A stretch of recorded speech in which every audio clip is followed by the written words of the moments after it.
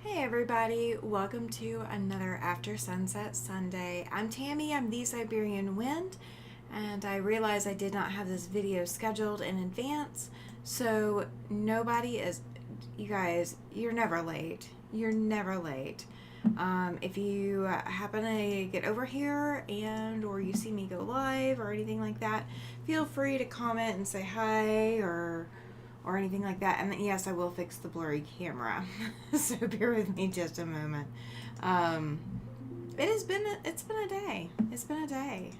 I've been working hard all day, getting stuff done, and yeah, it is a Sunday, you guys. Welcome in, Judy. She says good evening. Welcome, Susan, Dawn. You guys are fantastic. I've barely gone live and you guys are already here. And I didn't even have this scheduled like I should have. I do not know what happened with that. Welcome in, Patricia. Glad you are here. Glad you made it. Laura, hi Tammy and everyone. She says that quilt's looking good. Okay, so the top is done. The top is 100% done. I have it folded in half. So it is 5 blocks long, so it's 5 blocks tall, and then 4 blocks wide. So you guys are seeing half the width and almost half the height. So the dark blue on this side that you're seeing is the border. So the top is completely done. I had a little snafu with it. Welcome in, Chloe. So I had a snafu with it. I put that one block together on the live yesterday, and I was working on it last night over at my so-called life over at William's channel with Jess from So Blessed by Jess's channel over there too. So I was working on it while I was over there, and I had strip pieced or string pieced all of the 19 other blocks, and somehow I had not cut enough of one of the strips, so I had to go cut a strip and add that in. I was up past like 1 o'clock this morning and then tried to get up and get going this morning. It was not happening. So my recipient knows they're going to get it in 2 weeks. He's going to be coming back through town in 2 weeks, so he's going to get it then. So that gives me a lot more time to quilt it, and the actual phrase I got told, you guys, I'm gonna go pull it up because you guys gotta hear this. So I asked him if he wanted a sneak peek, and he said, "It's up to you. I'm not very good at people doing good things for me." And I sent him a picture, and it was still sitting on the machine. So, like, it wasn't even finished, you guys. It was still sitting on the machine. I was still sewing the horizontal sashing rows in place. And I said, I sent him the picture, and I said, "You deserve so much more." He said, "It's beautiful." No, not really. Talking about not deserving much more. So I told him, "Yes, you do," and that's my final answer. So that's going into the quilt label. So it's going to be "You deserve more," and that's my final answer. So I sent him a picture of the quilt finished and that the borders are on, but that it wasn't quilted, and he likes it a lot. So that is exactly what I was going for. You know, we're celebrating a personal achievement, and yeah. So it is absolutely worth it. So, all right, my phone is on silent, so it is down. So what I'm working on and what you guys are seeing in this little window up here, yeah, up here, up here. Okay, so that book, if you want the book, if you put exclamation sheep in the chat, it will give you a link to that text it book. Welcome in, Laura, or Lori. Sorry, I'm getting names. Linda says, "Good evening. My cold is still hanging on strong, and I feel like crap, so I took a COVID test, and it's positive. Oh, no. I have to wait before retesting. Your quilt is beautiful." Thank you. Susan says, "Nice story." Thank you so much, Susan. I appreciate it. So, Yeah, so that's gonna get quilted. Penny, welcome in, welcome in. So here's the other hiccup, you guys, and I totally did not think about this when I was planning to try to get this this done by noon today. So it was not done by noon today. It's not quilted yet. Welcome in, Andrea. She says hi to everyone. I hope everyone is staying warm this evening. I'm staying warmer than I need to be. My studio's a little warm. My studio's a little warm. So I based my quilts using if I'm going to machine quilt it on Beauty. If I'm going to machine quilt down here on Beauty, whether I'm doing straight line quilting or I'm doing free motion or anything like that, no matter how I'm quilting, if I'm quilting on Beauty, I am pin basting that quilt. I'm not going, if I'm quilting on the cutie frame, I can lay things up there and basically, make sure that my hoop is straight and make sure everything is going good before I take anything off of the frame. So like I can, up on the cutie frame, I have a little bit more room, especially with a smaller quilt. But for down here, which I'm going to straight line quilt this, welcome in, Patricia. welcome. If I didn't already, I already said hi to you, but that's fine. Welcome in. But if I'm going to quilt down here, I pin baste. So I have a quick clip little device. It's a wooden handle. It's got a little metal piece to it. And you use curved safety pins, and they have these little plastic clips on them. They're very colorful clips. So that's what I use to pin baste. I have maybe 12 clips. All of the rest of them are sitting in one of my Patricia, she's like, hi again. All of them are sitting in one of my quilts that I have basted. So I thought I was going to have it quilted by now, and I don't, obviously. So all of my pins are in that quilt. So what I'm going to have to do is I'm going to have to pull that quilt down, and I'm going to have to machine baste it. So what I'm going to do, I'm not going to do it tonight. I am too tired to do it tonight, I fully admit, is I'm going to set my stitch length to a 6, so it's going to be the longest stitch length. Welcome in, Kathy. So I'm going to set it to a 6, and I'm going to machine baste it and take all those pins out so that I have them, so that I can pin baste this and then get it quilted. Oh, Lori, I saw something on Mom and Pop's chat. I am hoping that you get that the application goes through for you. I hope you get the job. Yes, I agreed. Take care of yourself, Linda. Absolutely. If I don't get a lot of sleep tonight or the next day, I'm going to be sick too, you guys. So, yeah, I'm going to be getting some rest. Don't worry. So I've got 2 weeks to get the plaid quilt quilted. So, but what we're going to work on tonight, if you are looking up at this little window up here, you're very welcome, Lori. I wanted to say something last night, and I thought about it. I'm just going, can I get a word in between Jess and William? No, I can't. So this quilt up here, this little sheep quilt that you guys are seeing up there, that's what I'm working on. Okay, so the fabrics below it, the little, the white looking fabric is actually a pink pastel-y fabric. The black is what's going to be, it's not a checkered print, but it kind of looks like that on camera. That's going to be the face with the ears and the legs. And then the pink that's on the side is the binding. I bought this kit to get that book. I couldn't find the book anywhere else, or I had not looked. I saw the book, fell in love with it, didn't want to come home and order it. I wanted the book because I wanted the text. You've caught up with me and Kathy and past us. She has 3 of the single blocks done now. I stopped at that today. Love it. Chloe says, it's adorable. I love the sheep quilt. I love it too. I'm not... Okay, so... I'm not a huge fan of it. I'll put it that way. I'm not a huge fan of it, but it's cute. It is cute.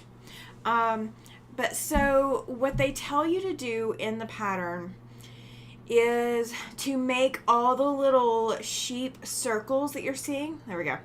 Get my finger up closer to where it looks like I'm pointing at it. So to make all the little circles to make the sheep body, what they are wanting you to do is trace the circle size and cut it out of cardboard. They want you to take your fabrics for your sheep, and they've included like 10 fabrics, so we're going to work with it. We're going to go with it. They wanted you to take that cardboard, put it on here, cut out a little bit of extra, take and hand stitch all the way around where that cardboard is, and pull your stitching to close this up, and then you're going to press it or starch it or whatever to keep that shape going on this side. So you're going to have a circle here, and you're going to have your hand basting stitching around there. I am not doing that, you guys. That is not happening. Kathy says that she's actually deciding what block she wants to do Thursday. I will be cutting mine out tomorrow. I have not decided yet, but I will be cutting mine out tomorrow. Welcome in, Mike. Oh my gosh, you're up late, sir. Thank you for coming in. You were up super late. Love having you over here. All right, so here's, well, yeah, basically, Kathy says, so making a yo-yo. Yeah, that's basically what they want you to do. You know what? I'm not doing that. Not happening. I do not like hands. I really can't be doing a lot of hand sewing, so I'm not going to. So what I did, and you guys can laugh at me as much as you want. I've got muslin. This is the same fabric that I used in temperature rings the first time. Yes, you have to join it. You have to join us. Okay, so what I did is I took 3 different things in my studio. One is a glass jar that holds safety pins, but it's not the safety pins I want to use to pin base with quilting. So that's kind of my large circle. The next circle down was from a jar of lotion. And I turned it upside down and used the top of the lotion jar piece to trace that size circle. The other one, what did I use? I used a paint jar. I've got little sample jars of paint that I used in a project this past summer, and I haven't put them away in my closet, and they just happen to be the perfect size for the small circle. So what I did is I traced how many ever number they said of each one. I traced them onto the muslin. This is just regular I use Sharpie pens because I can feel them. So I just traced them, and I cut them out with just a little bit of extra room. Like, I'm not worried about being super precise on this. It won't matter. So here's how you make these without hand sewing, okay? Because I'm not going to do it. It's not going to happen. All right, this fabric is going to be waste fabric, okay? You can save this if you want after the fact, but I'm not going to. So before you do anything else, take your scissors, your fabric scissors, and you don't have to be super precise on this.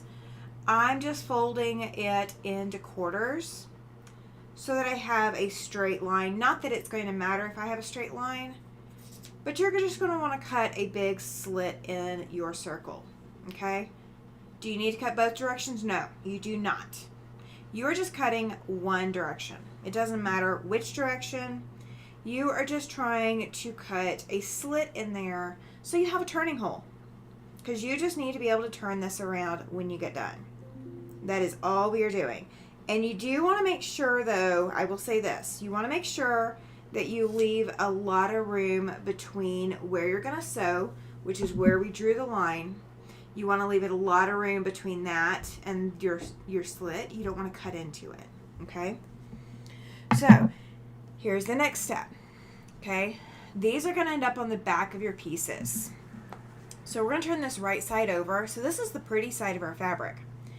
And you can pin this down if you want. You know, I could. I really should. But am I going to? You know, I don't really know if I am. I don't know that I'm going to bother.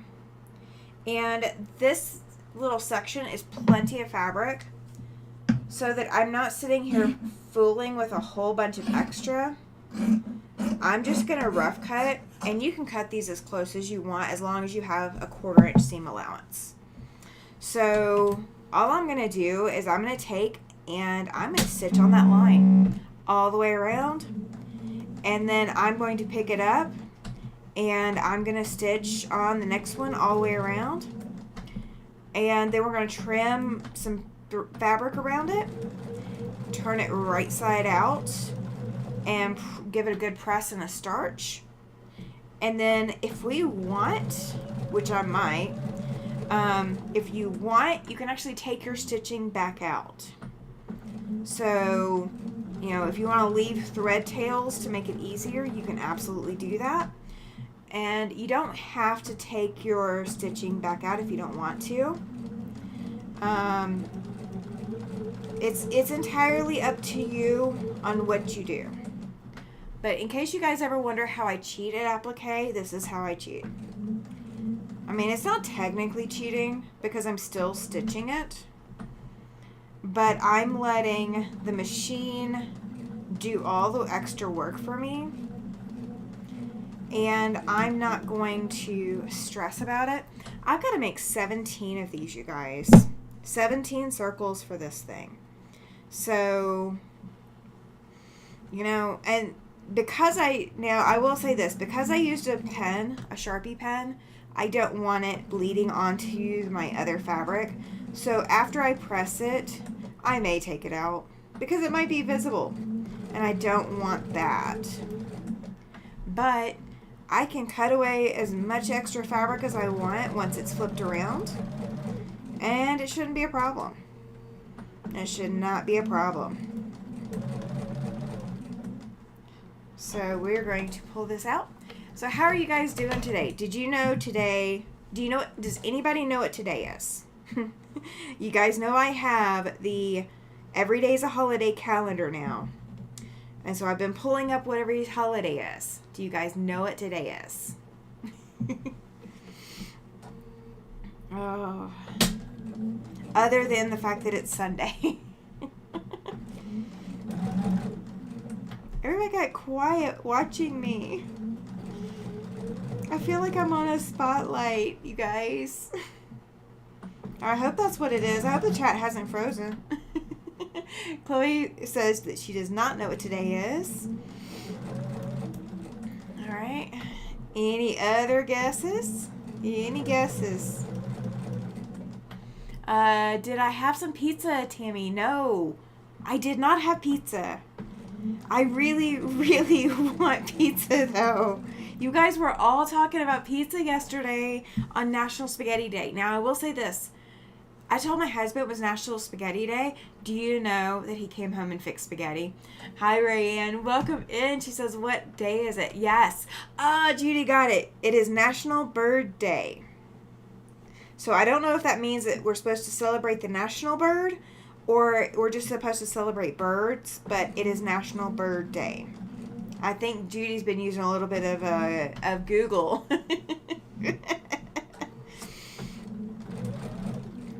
I'm excited. There's a couple of very, very cool days coming up ahead of us. Oh. So, how many of you have done applique this way, you guys?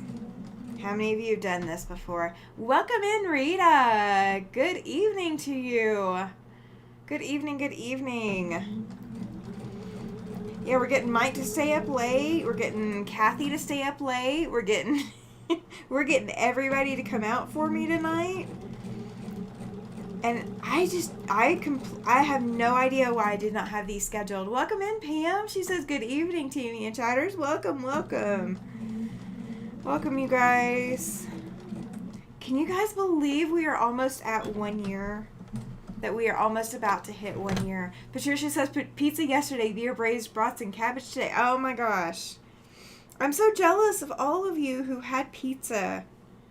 Because it sounds so stinking good. And Mike says, it's a party. Yes, it is. Yes, it is. All right, so all I've done is I've stitched on my line. I am stitching with white thread, but I think you can see it there.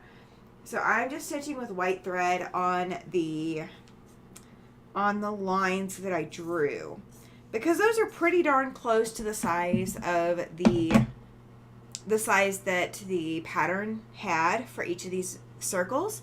Dawn says, I have done this method of applique. Awesome. Linda says, I use a fusible when I applique like this, and this way you can iron and hold it in place. Yeah, absolutely. You definitely can. I'm not a huge fan of raw edge applique. Sorry, I'm using the iron, and I haven't readjusted my camera like I should have. So I haven't. I despise raw edge applique, and I don't know why I despise it so much. But I like to do a turned edge applique, so this is going to give me that option to do turn edge. Welcome in, Katie. She says hello to me. Hello, everyone. Welcome, welcome. I was watching another quilter today, and she had a pair of these scissors in her bucket, and they were, of course, down, blade edge down in her little bucket, and they were sitting there open. I'm sitting there with my OCD, like, cringing just a little bit, just going, can I please come over to North Carolina and come close your scissors for you? Like, that was what was going through my head. I was trying to be so sweet. I ended up getting pulled away into a couple of other things, and had to leave her presentation, but oh, that was driving me crazy. Lori says, I found a cute snowman applique pattern to do for next Christmas as gifts. Awesome! Now is the time to start working on them. That way, you can do a little bit at a time. You can use your fusible light that can be used in this manner to turn. Yeah, you absolutely can. You're right. You're right. You can use the fusible to turn. I haven't done that in a little bit. Now, I do have... So when I went to all the quilt shops for Scissorvention, Mike, you're so funny. And none of these, I think, are 1 inch. That one might be. I'll hold on to that one. All the rest of these are going to be too small for me to reuse. That one may still be too small, but it's the closest. So, what was I going to say? Where was I? Oh, okay. So when I went to all of the quilt shops this summer, in going, it was the shop hop that we were doing. A lot of those have applique, and what I will be doing raw edge, because they're just going to be quilt blocks. They're not going to be lurking, folding laundry. Oh yeah, absolutely. You know what? I'm going to swap to my snips. They're easier for me to handle. So what I'm doing now is I am just clipping this little seam allowance here, so that when I turn this around, like turn it inside out, this extra fabric has room to maneuver and fold under itself or fold over itself, all of that. So if you've never done applique this way, this is a, this is something from the sewing, garment world or bag making world that really translates into the quilting world, is going ahead and clipping these seams. And you want to make sure not to clip into your seam, clip into your stitches. But so a lot of the blocks that I got this summer are applique, and I absolutely do not like raw edge applique. It is not my favorite by far. You won't catch me designing anything with raw edge applique normally. If you do temperature rings, if you're going to do applique method for your letters, you can do those however you want, but I'm not promoting any particular method because I hate it. Oh, Kathy's lurking as well. Linda wants to know how Katie's snow is in Greenland. Love those snips. I love these two. These are the ones that I had before the ones I got for Christmas. The ones I got for Christmas are over on my QB or my cubby thing. I use my pinking shears for that part. My pinking shears do not have spring loaded. I do not have spring loaded pinking shears. I absolutely would use them if I had spring loaded ones. But I don't. So if I were to use my regular pinking shears, my hands will hurt, and my wrist is already killing me. My left wrist is already killing me, so just holding this fabric is hard for me right now. So like all of this that's supposed to be protected right now is not.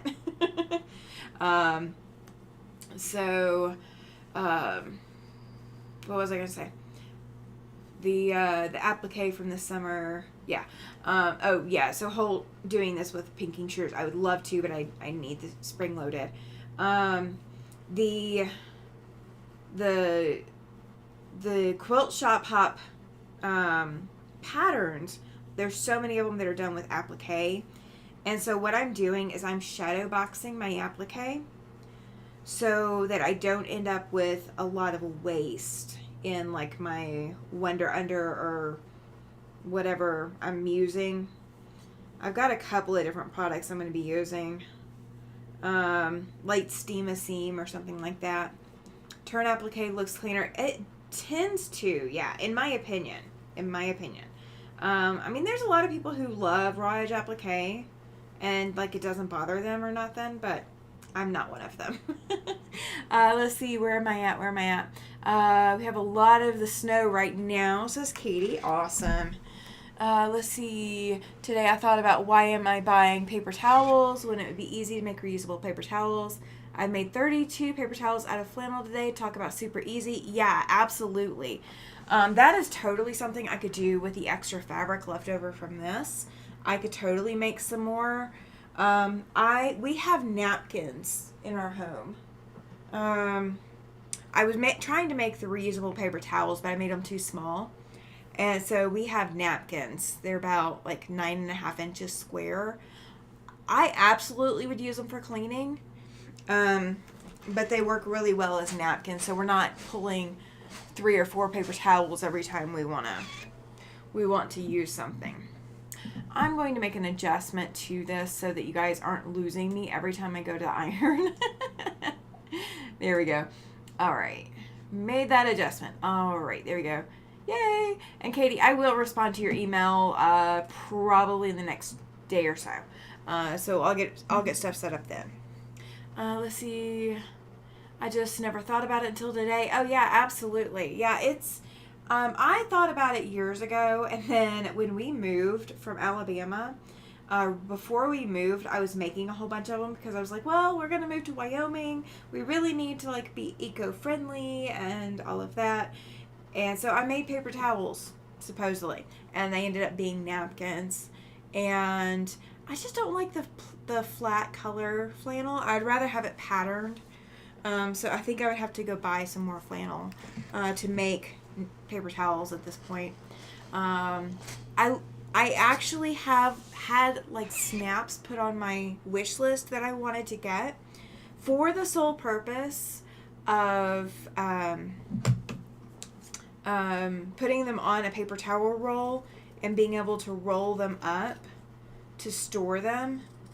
I totally had snaps on my wish list. Have I ever bought them? No. Do I still want to do it? Yeah, I secretly do. All my flannel is different colors. Yeah, I bought, when I did it, I don't know how many yards, but I bought 2 different colors of flannel, both in the same pattern. So one side of every piece is one color, and the other side is a different color. Like one is like tan and the other one's gray, something like that, but they're both the same pattern. So I bought mine with the intent of using it for that. And I don't know. I do need to probably redo them. I do probably need to redo them. Alright. Just cutting off this extra thread real quick. I could have done that with my snips, but oh well.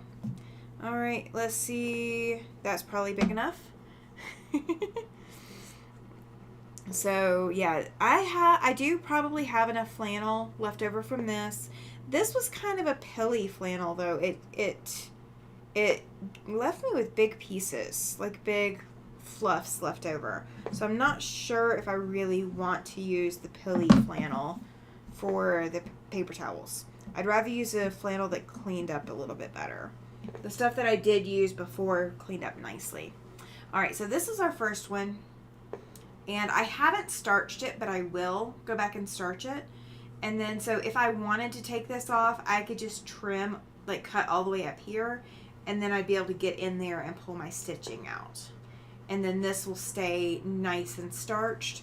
And then if you want to pin it in place when you're ready, you absolutely can. You can pin it, you can spray baste it. If you have never used, like, okay, here's another hack that I do. When you are doing applique on a large scale like this, because I mean there's like 17 circles that are going to go into this sheep. What I might do is I might take all of these outside, and I've got a little box, a little plastic tub that I can wash whenever I want to.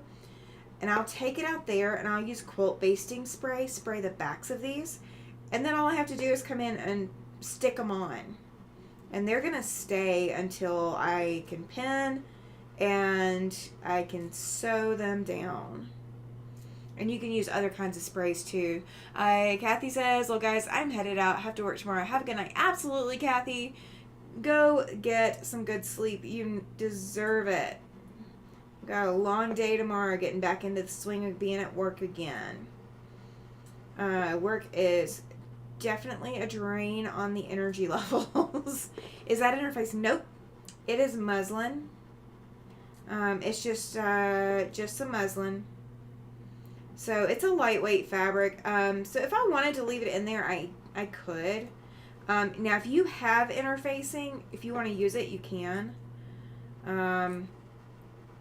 I do not tend to keep interfacing around like I used to because I'm not making clothes as much as I used to.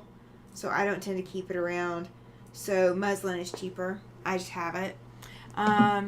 Making those circles puffy or flat. Oh, they're going to be flat. Oh, welcome in, Catherine. She says, hi, everyone in chat from Tass Aussie. Yay. Awesome. Welcome, welcome. We are international again, you guys. We got Katie and we got Catherine. All right. So, yeah, we're going to have a big celebration on the 21st. In case you guys have not heard, that will be my 52nd week broadcasting on YouTube. And if you're familiar with the calendar, it's 52 weeks in a year. So we're going to go with, we're going to earmark the last week of the year as my anniversary year. Or anniversary for the end of the year. So we're going to start out the new year all fresh and new. Now, before I got on here tonight, I have actually... That flannel that I was working with for this plaid quilt behind me was so pilly and so fluffy, and it shed so much. And so did my thread. My thread was some Gutermann thread, some Gutermann cotton thread. It was so fluffy. I had so much lint in the machine.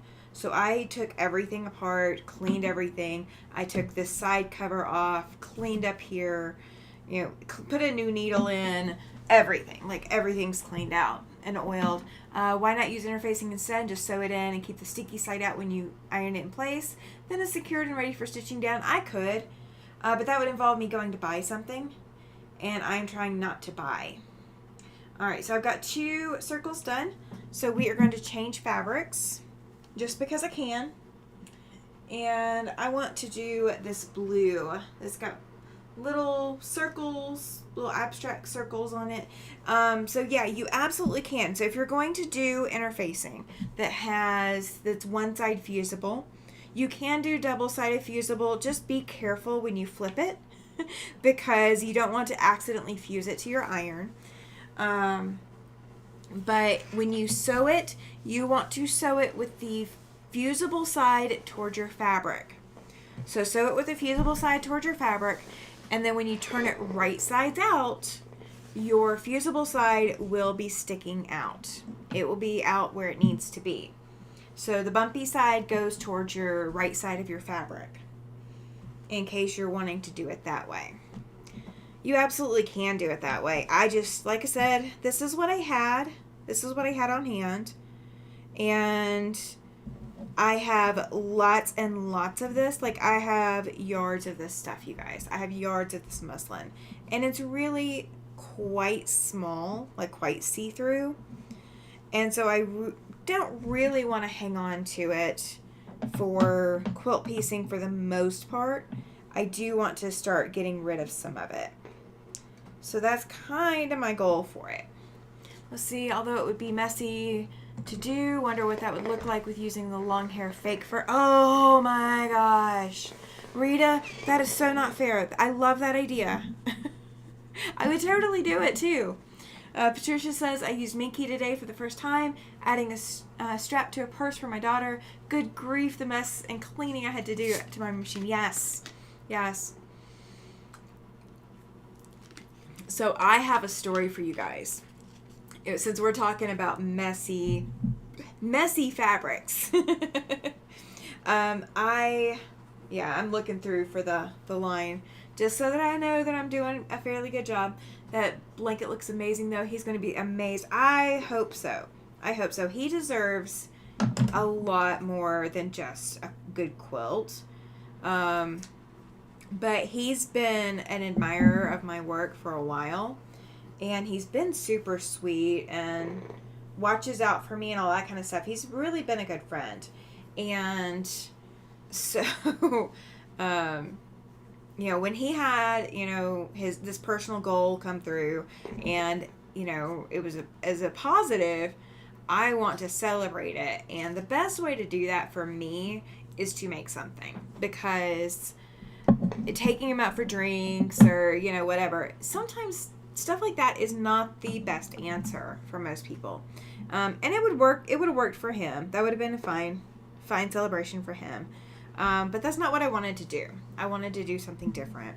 And he's told me and shown me pictures of the quilt that he uses when he goes out to the oil rig. And it is a smaller quilt. It was not designed for a twin size bed.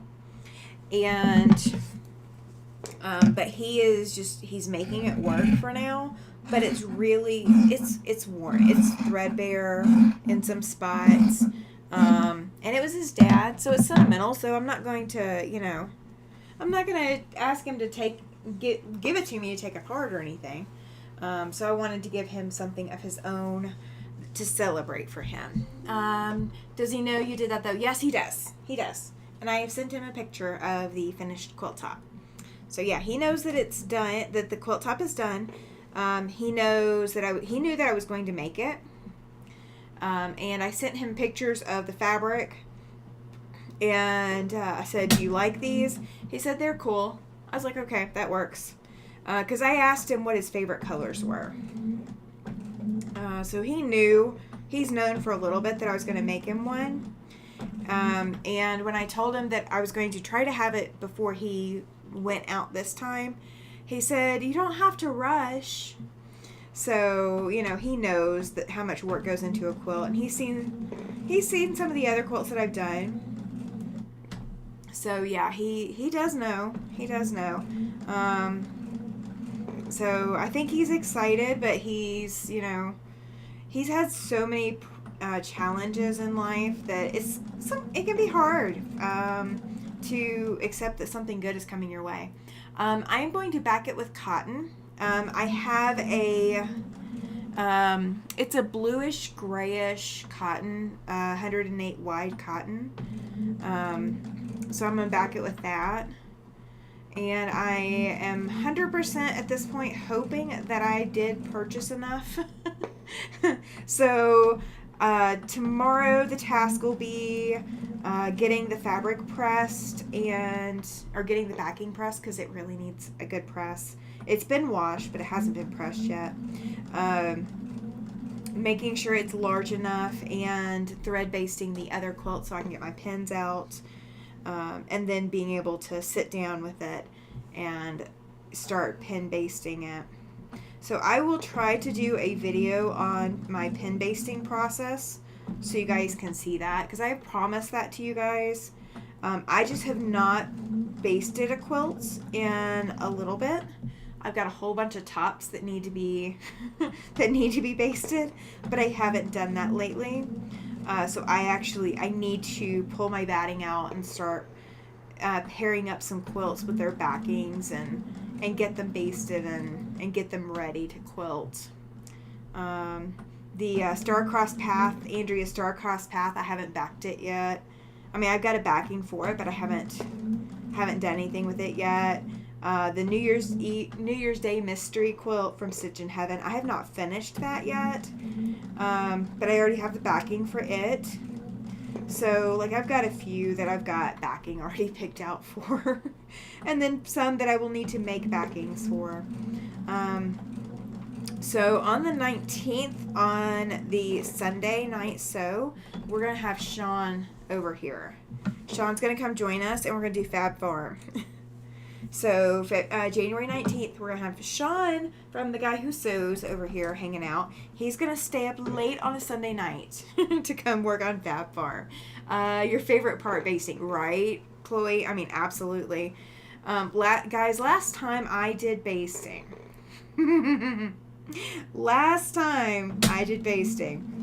I took over the living room, and that's usually where I baste. So you guys will see pictures. You guys won't see video from the living room. Not going to do video from there, I don't think, unless I can figure out. I'll figure something out. All my blocks for the mystery quilt are done. Have to put them together. You are ahead of me. You are ahead of me.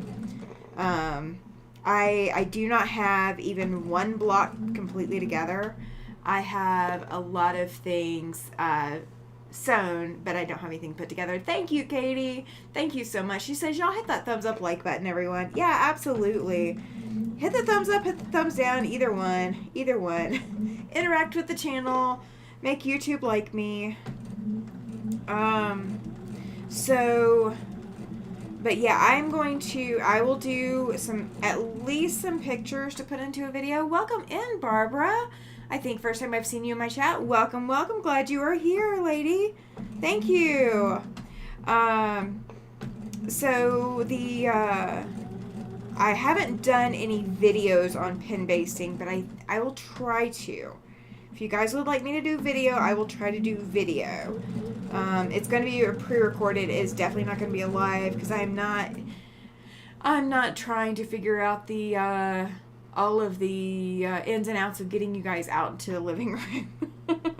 That would be a little bit more challenging than I think I can handle. Oh, I think I could do pictures. I might be able to, maybe if I can set up I might have a tripod that I can use. I'm trying to think.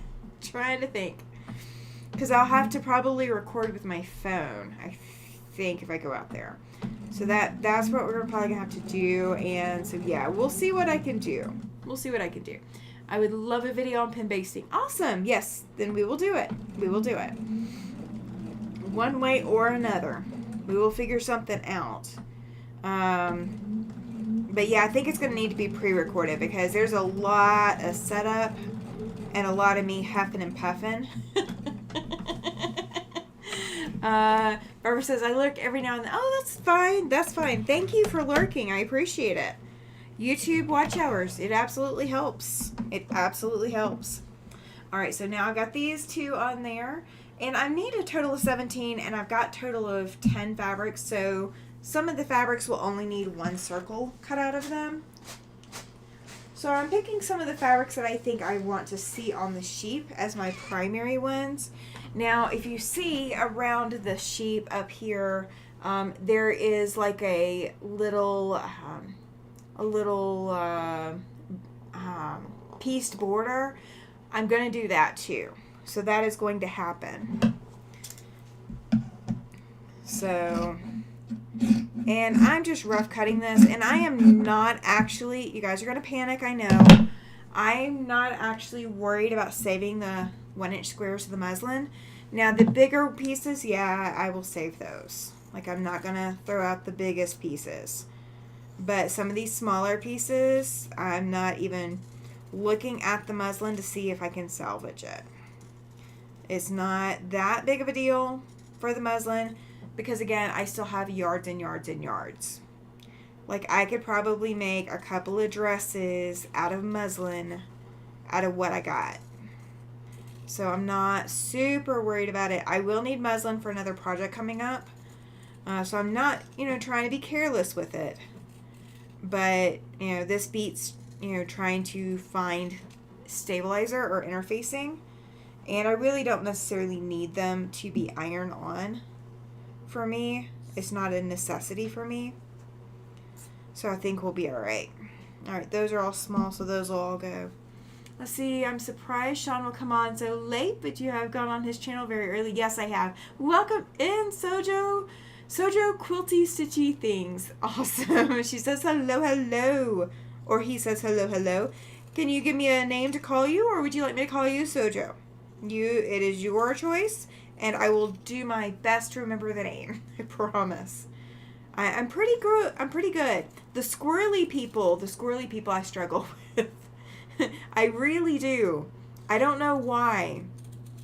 There's one out there that has the name Squirrely or Squirrel or something in there. It's Mary Jo. Okay, gotcha. Because Laura just said that. Okay. What was I saying? There's one out there that her name is Jody. And so now, like, every time I see the name Squirrel in the chat, that's where my mind goes, is thinking that it is Jody, even if it's not. So I'm doing my best, I promise. Awesome, Mary Jo. Welcome in. Thank you for being here. I greatly appreciate it. So if you guys do want... Cindy, she says, I'm lurking for a few minutes as well. Oh, no worries. No worries on the lurking. Thank you. Thank you for being here. My YouTube watch hours appreciate you. Oh, I love you guys being part of this community. Thank you so much. Thank you, thank you. You guys have gotten me to over 600 subscribers. I was at 620 when we started tonight. So thank you, thank you. I greatly appreciate that. We hit 500 at the end of October. And this is like still the first week of January, and we are already over 600. So I am not disappointed at all. I am not disappointed at all. I'm very appreciative, very thankful for you guys. So thank you, thank you, thank you. And yeah, it is incredibly hard to wake up for Sean's lives. Sean is so much of an early bird for me. I mean, he's not that early, but in his time zone, but in mine, I don't know if I could handle it if I was in Pacific time zone trying to catch him. Goodness gracious. That is way too early. That is before the rooster crows. I mean, we're slowly gaining minutes. But, goodness. Yeah. And I will be, sometime this week, we are going to do a temperature rings little video. I will come on and work on temperature rings. So if you guys, it's live is 5 a.m. for me. I catch him sometimes. Better than me, Patricia. What's early, says Mike. Oh, yeah. Sean's early, yeah. Judy says Sean's early and I'm in the same time zone. Yeah, Sean goes live at 8 a.m. Eastern time. And that is 6 a.m. my time. That is far too early. I am not normally awake at that time. I am normally sleeping or trying to go back to sleep if I had to wake my husband up. I am not a morning person. I was in high school, but that was it. I have not been a morning person since high school. Mary Jo says, I think Sean is an amazing person, but his lives are way too early for me. I usually watch his replay. Yeah, that's kind of the boat I'm in. I have not caught him live, and I don't know how long at this point. I think the last time I caught him live, I was on his live. Like, I was his guest, I think. Maybe I've caught a couple where I've, like, commented, but I've commented and said hi, and I'm going back to bed. Like, that's the extent of my comment, because I'm like, hi, I'll be live later today, I'm going back to bed, thank you, bye. Or I'm not going live today, or something like that. So, sometime this week, I will pull out temperature rings, so you guys will see a temperature rings live pop up at some point. I don't know how much warning I'm going to give you guys, so please do not panic if you are missing me live, because I did not schedule it, okay? Mary Jo says that she's a night owl. So am I. I mean, I was up till 1 a.m. this morning, and there's no way. Like, I was up this morning to try to finish working on this plaid quilt behind me, but no, I was going back to bed. No, I was not. I was not functional. I tried, but it was not happening. I was supposed to make cinnamon toast this morning, and I didn't. Laura says I'm generally early to be early to rise. Yes. I'm early when I go places, but I am not an early riser by nature.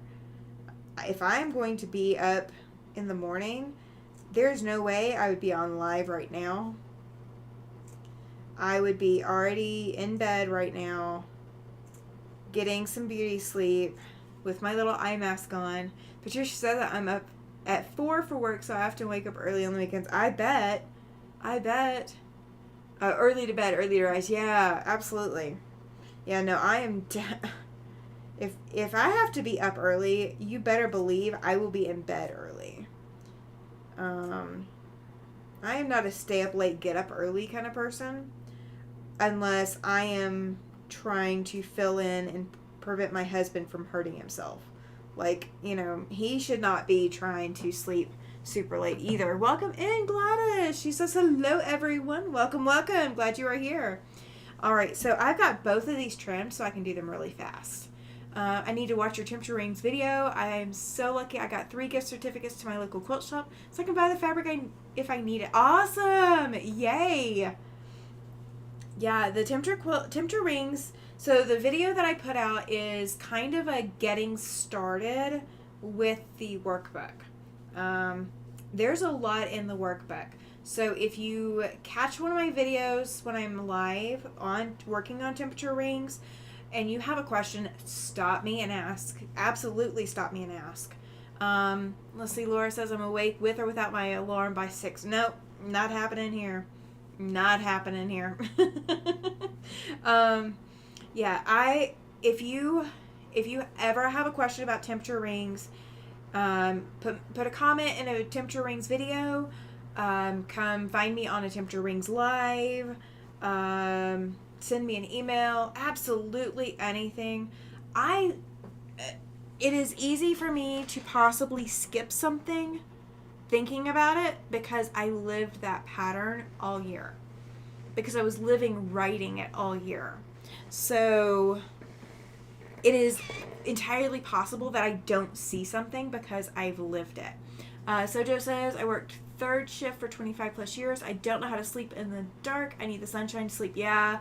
I need music or noise to sleep normally. I have to be incredibly tired and beyond exhausted. I'm thrilled that the dogs let me sleep past 7. I trained mine to let me sleep. I'll get back to that one. But there is one hiccup in temperature rings that I have already found. If you are looking at your labels, you may need more labels for strip numbers. So you have labels for strips 1 through 8. There is a possibility you may need more of strips 1 or 8 or a 5 and 4. Those are the ones you're more likely to need more of. So you may have to make your own labels for those strips. So if you run out of labels, print another sheet or write it on, spare paper, or however you're labeling, you may need more labels of those. So that will be fixed in a later edition. It's already on my note sheet to issue corrections if necessary. On my last seam of last block of Andrea so long so, oh my gosh, Chloe, yes. Katie says y'all hit that thumbs up like button. Thank you. I appreciate it. Laura says, Mary Jo, my daughter is a NICU nurse and works nights. She said she has the same issues. Yeah, I used to work graveyard.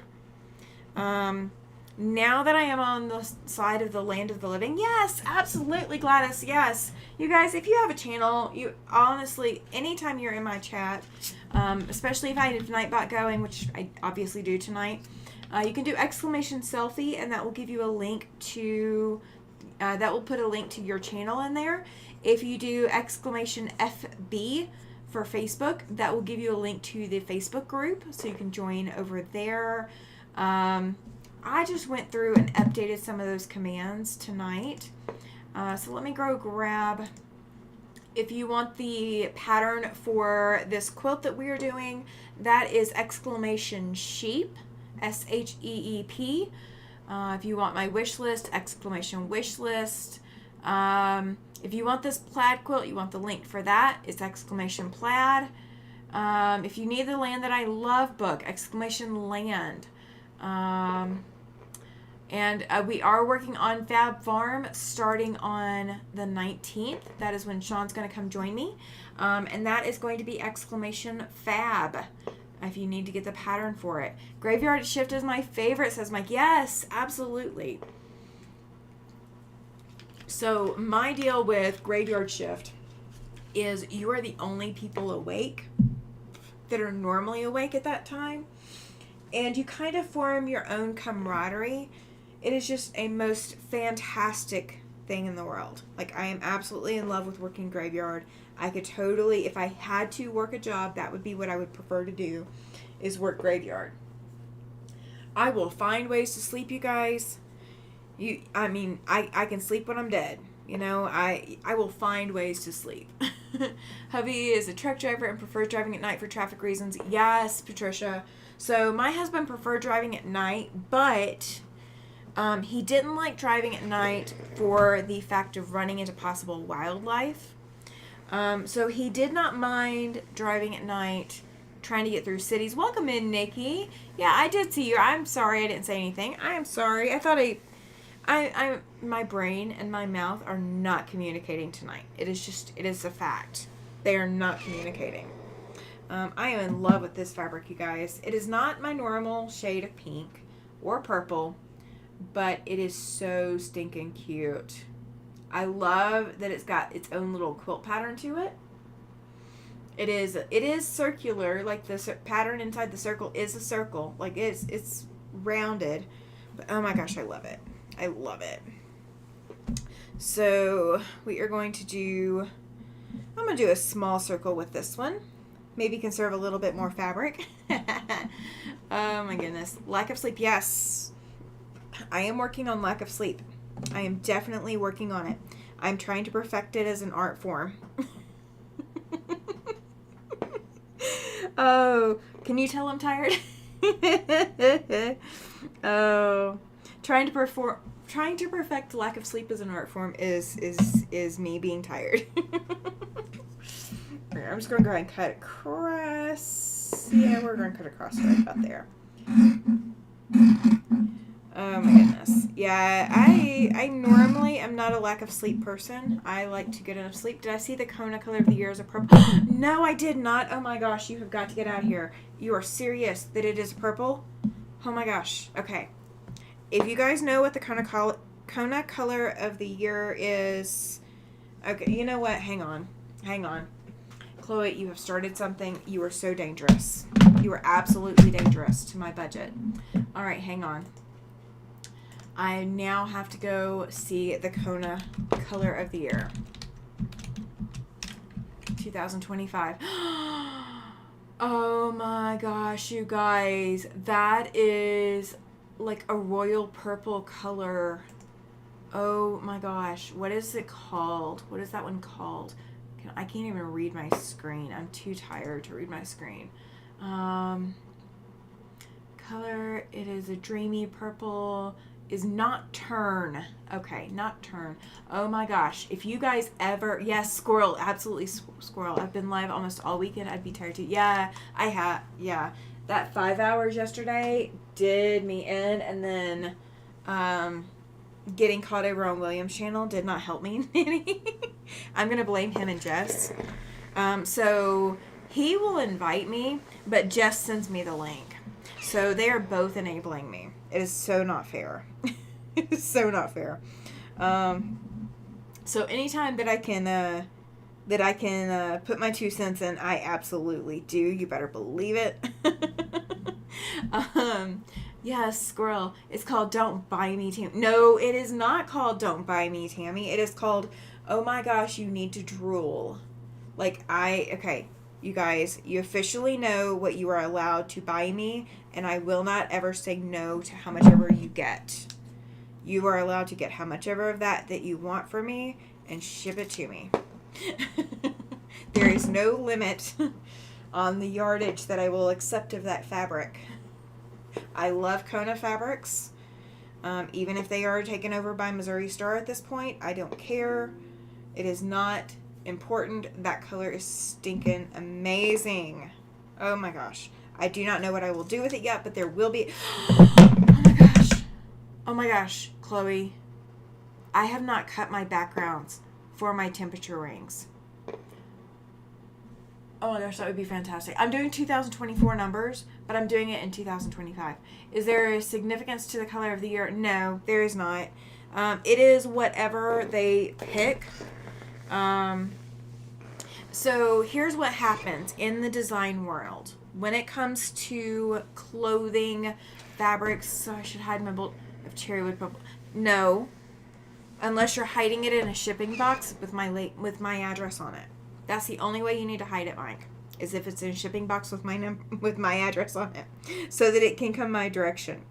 Okay, so there actually is some significance to the color of the year. Okay, so have you seen the movie The Devil Wears Prada? Let me know if you've seen that movie. If you have not seen that movie, the premise of the movie, probably my guild yes, it will come over here and it will come reside in my studio, very happily, and I will show it off and do things with it. The snow outside just keeps coming down. Oh no, Mary Jo, where are you? My snow ended. I mean, I'm supposed to be getting some more tomorrow, I think. Sarah Julian, yes, Mike knows, Mike's seen it. Okay. So, let's say in 2015, I'm just going to pick a random year. In 2015, they picked a particular shade of green. I have the color forecast months ahead. Yeah, right? You know what? Let's do it this way. Okay, let's say in 2027, you're in Ohio. Oh my gosh, I'm sorry. Yeah, I can't help you with the snow there. I have snow, but I can't help you with your snow. All right, so the color of orange that is on these Fisker scissors. Let's say in 2027 that is the color that is chosen as the color of the year.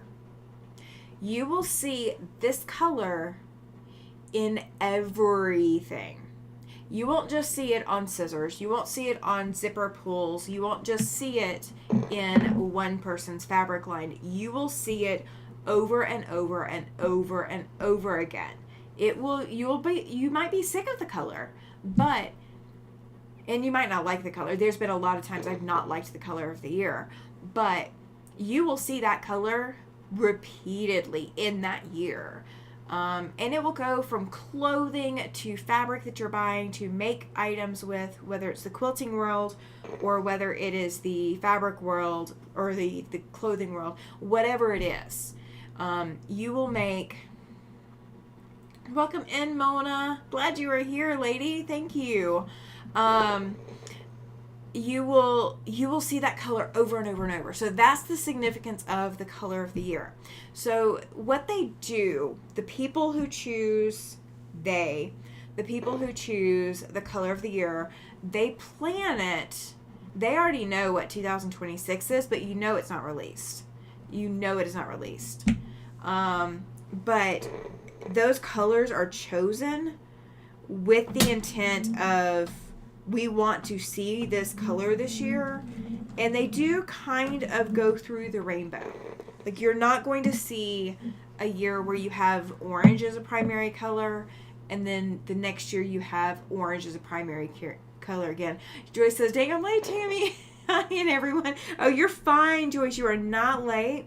We are just chit-chatting. We got distracted by the color of the year, the Kona cotton color of the year, which you are more than welcome to buy me as much as you want and send me.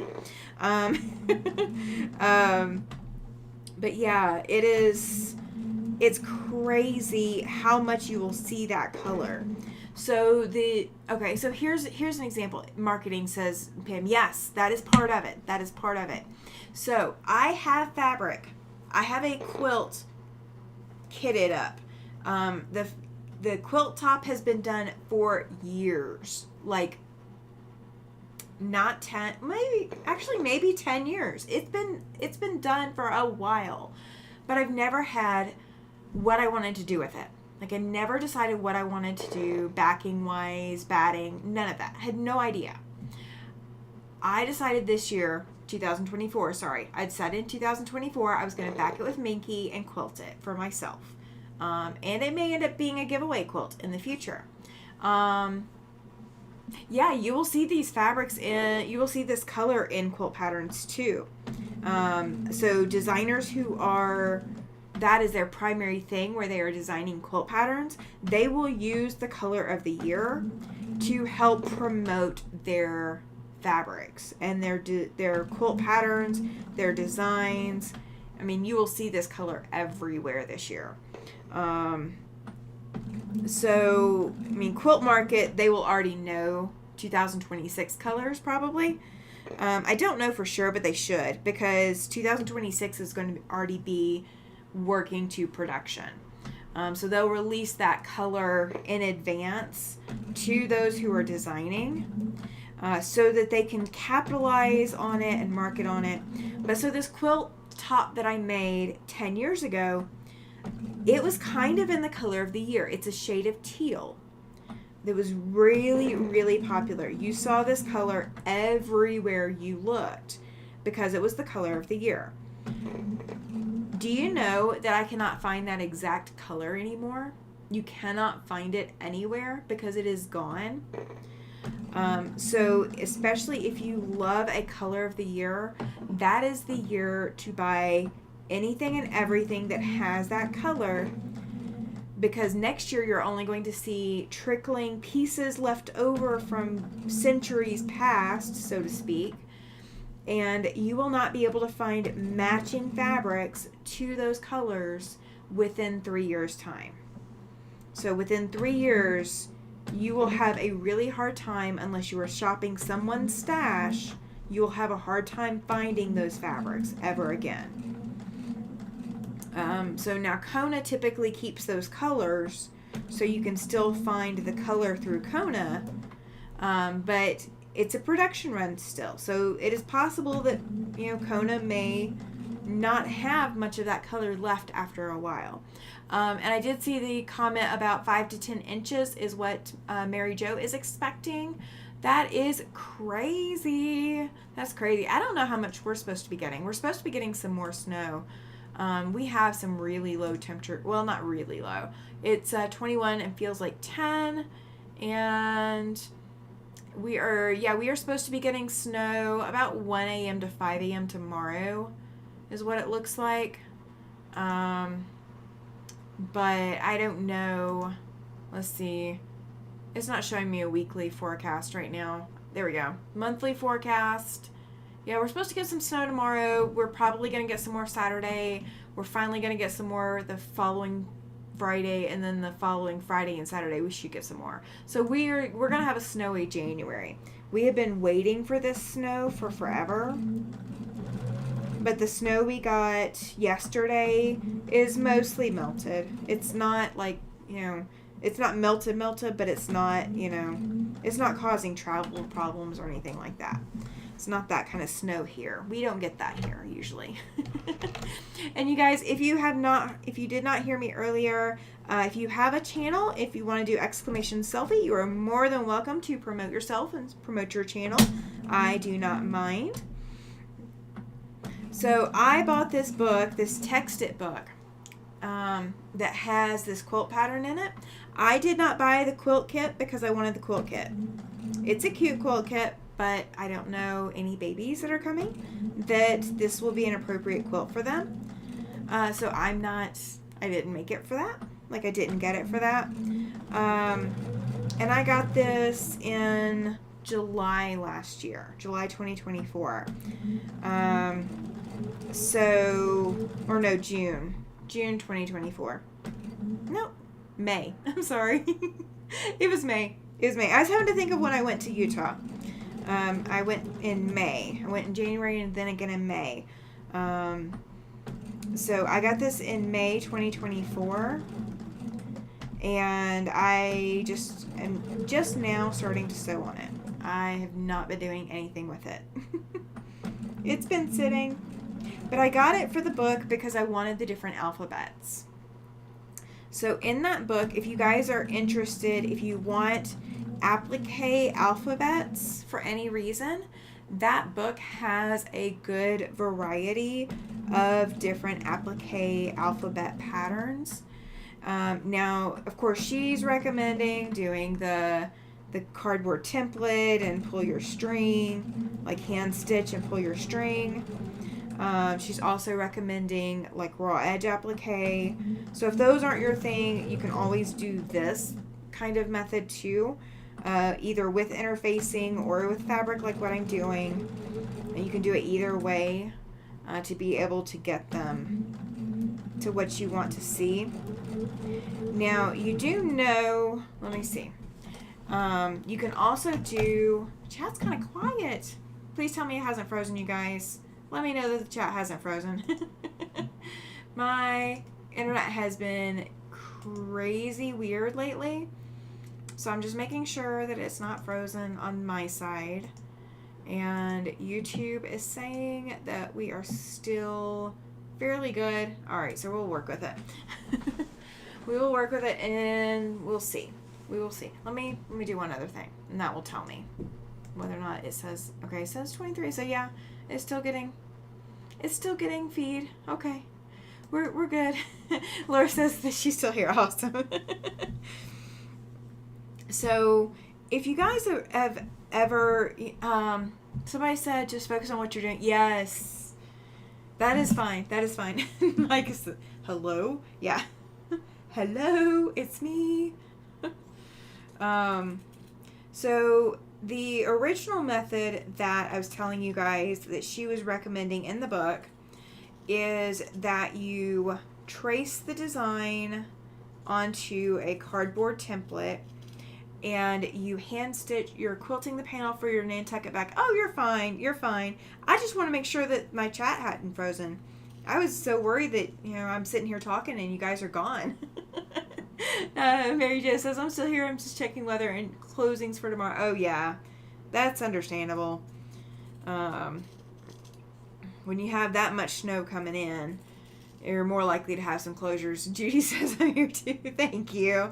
Oh, my gosh. Thank you, guys.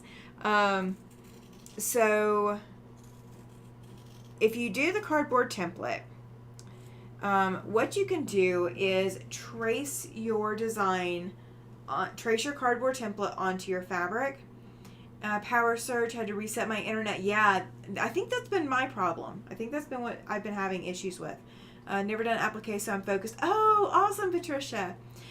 So what you can do, trace your design, and then instead of hand sewing around the cardboard template and pulling your string, which is incredibly hard for a lot of people, especially if you can't hand stitch, take your sewing machine and set it to a basting stitch, which is like a 5 or a 6 on your stitch length. Like really crank up your stitch length to the biggest stitch length that your machine will give you.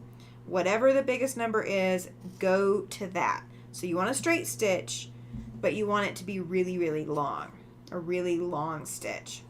Set that up and then leave yourself thread tails. So like these, okay, those are, but like, there, it stuck to me, you guys. All right, so leave yourself thread tails. You can leave them longer than this even, but leave yourself thread tails. And then once you've stitched your basting stitch all the way around, then you can pull on your thread and tighten things up. It's how you do gathering. If you are in the garment sewing world, it's how you can do gathering to like a skirt or a sleeve or to make ruffles.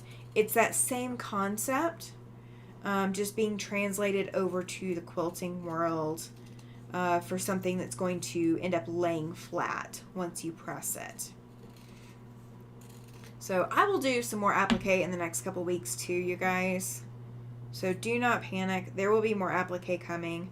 I have all of the shop hop blocks that I need to do. So I will be working on those on Sunday Night Lives too. Just because I need to get them done. Like they're just sitting there not doing anything other than taking up space. So I need to get them done. They're saying we have a chance for snow next Friday and Saturday. Awesome. Well, okay. Correction. Do you want snow next Friday and Saturday? If you do, awesome. If you don't, I'm sorry. Now you have the two reactions that you're going to get from me. Awesome. Sorry. Oh. I was having a conversation today with someone, and they were talking about, I just don't think so-and-so is comfortable, being on camera, that it was a big deal. I was like, I just pretend that, I'm just talking to a whole bunch of friends on the phone, on speakerphone, and they're just typing back instead of talking. That's what I figure.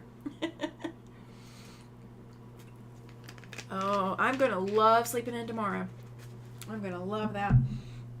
I can't sleep in super late. I had to be up early Friday morning. And then I had to be up early yesterday morning. And I did not mean to go live an hour early. Heck no. If I get snow, your parents will probably get it too. Oh, yes they will. Oh my gosh. My husband talks to my dad all the time. And they have a fireplace. They have a wood-burning fireplace. So when they were talking, I made sure to tell my husband, I was like, they're supposed to be getting snow soon. You need to make sure he's got a path to the fireplace cleared out because they don't use their fireplace year-round. I was like, but you better make sure he's got spare wood stacked up and a path to the fireplace cleared out in case they lose power. Mom can cook over an open fire. I've never done it. I've never had the opportunity or the necessity to cook over an open fire. So that would be a new experience for me if I had to do that. So we're going to hope and pray that I never go back to the South during a winter storm and get stranded by myself at my parents' house with no power. Because I will be up a creek with no paddle trying to figure out what I am doing and how I am going to do it. I could probably cook better than I could bake. Like, I don't think I could do biscuits. Mom did biscuits one time. I don't know how. Don't ask me how. I have no idea how she did it. But, like, that's not a recipe I know how to do. Like, I'd be able to cook eggs and bacon, but I'd be worried about the bacon grease popping out and getting into the fire and then causing an issue. So I don't know. I don't know if I could do it, you guys. Haven't used mine in about 3 years. I have my bolts of fabric lined up in front of it. Oh my gosh, you need to clear that out. You're getting it Friday and Saturday, so yeah, you got almost a week. A little bit less than a week, but you got almost a week to clear that out. Get you some room. Make sure that the flue is cleaned out so that you don't have smoke all up in the house. Because that would be doubly bad, having smoke all up in the house. Here, we have gas heat. So even if we lose power, we still, as long as the pilot light is still lit, then we would still have heat. Now we wouldn't have air conditioning. That is dependent on electricity, is my understanding. But I don't. I think we have gas heat. We have gas water heater too. So as long as we still have water, we could always, run really hot water to warm ourselves up. I'm not worried. I got to grill. Oh, there you go. That's the way to do it. That's the way to do it. Now, I have grilled. I can grill. But I've never, pan grilled. I've never gone out there with a skillet or something like that and pan grilled. I cooked some fish on the grill. What else have I cooked on the grill? My husband can do more grilling than I can. I've never had the necessity to learn. So I've never, I've always married guys that can cook. I have gas heat and stove. Me too. Okay. Yeah. I've always married guys that can cook.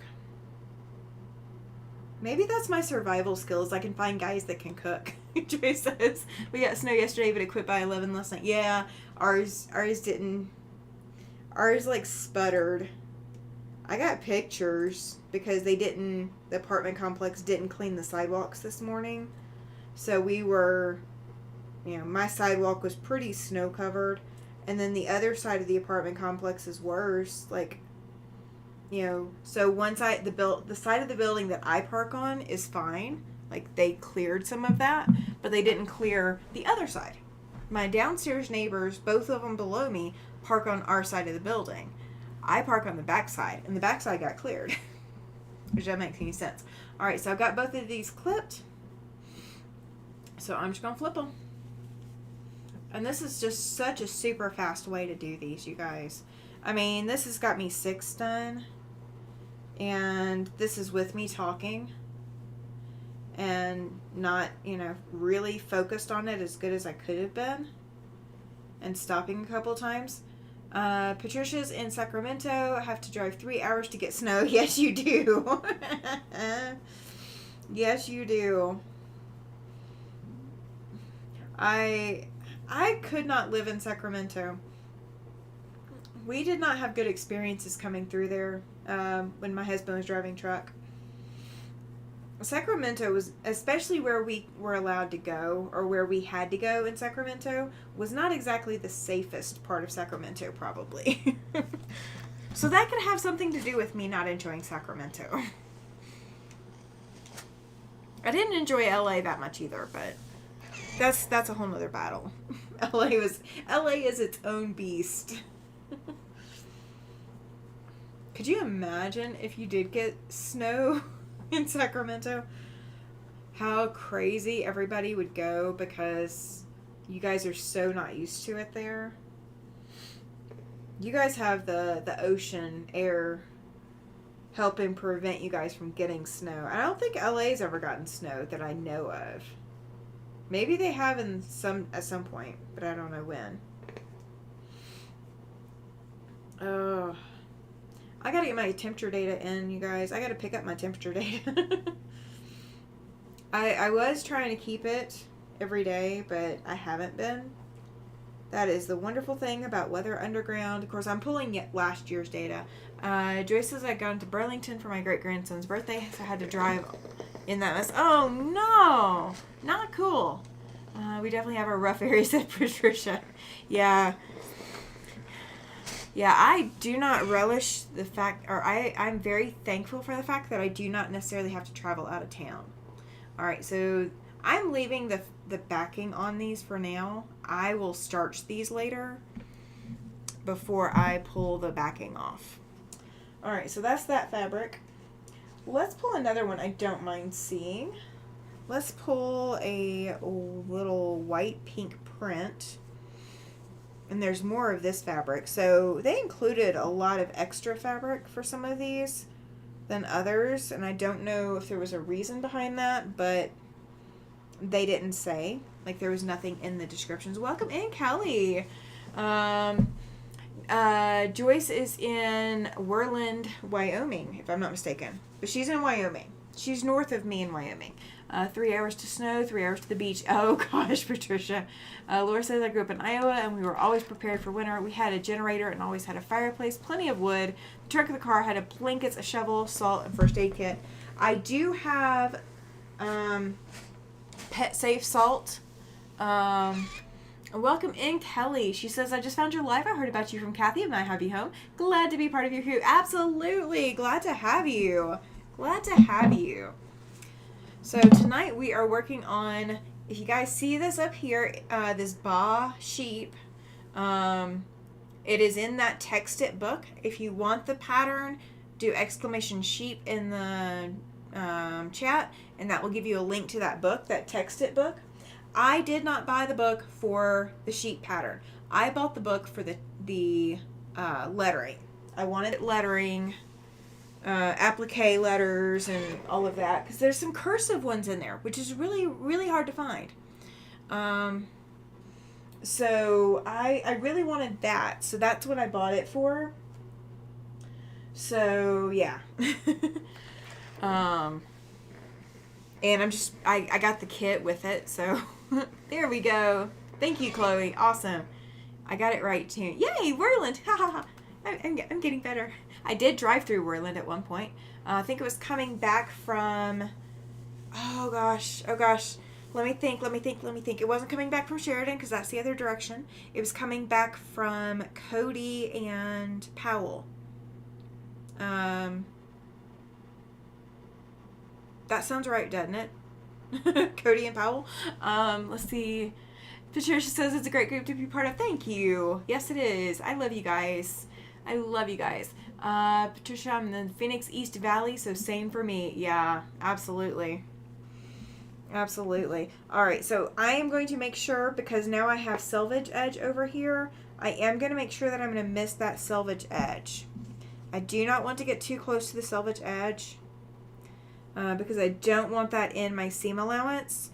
It will turn, and it would be okay. The book is on sale now. A good price. Awesome. Well, they must have known that somebody was going to want it after seeing it on my channel. And I had no idea that it was actually on sale.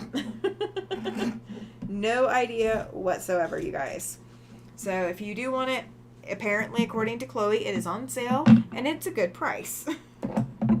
I just copied the link to the channel, to the book. And this is some Ruby Star Society fabric. This pink with the swirlies. I could totally see quilting this pattern. This would be a fantastic pattern if you want to practice free motion quilting.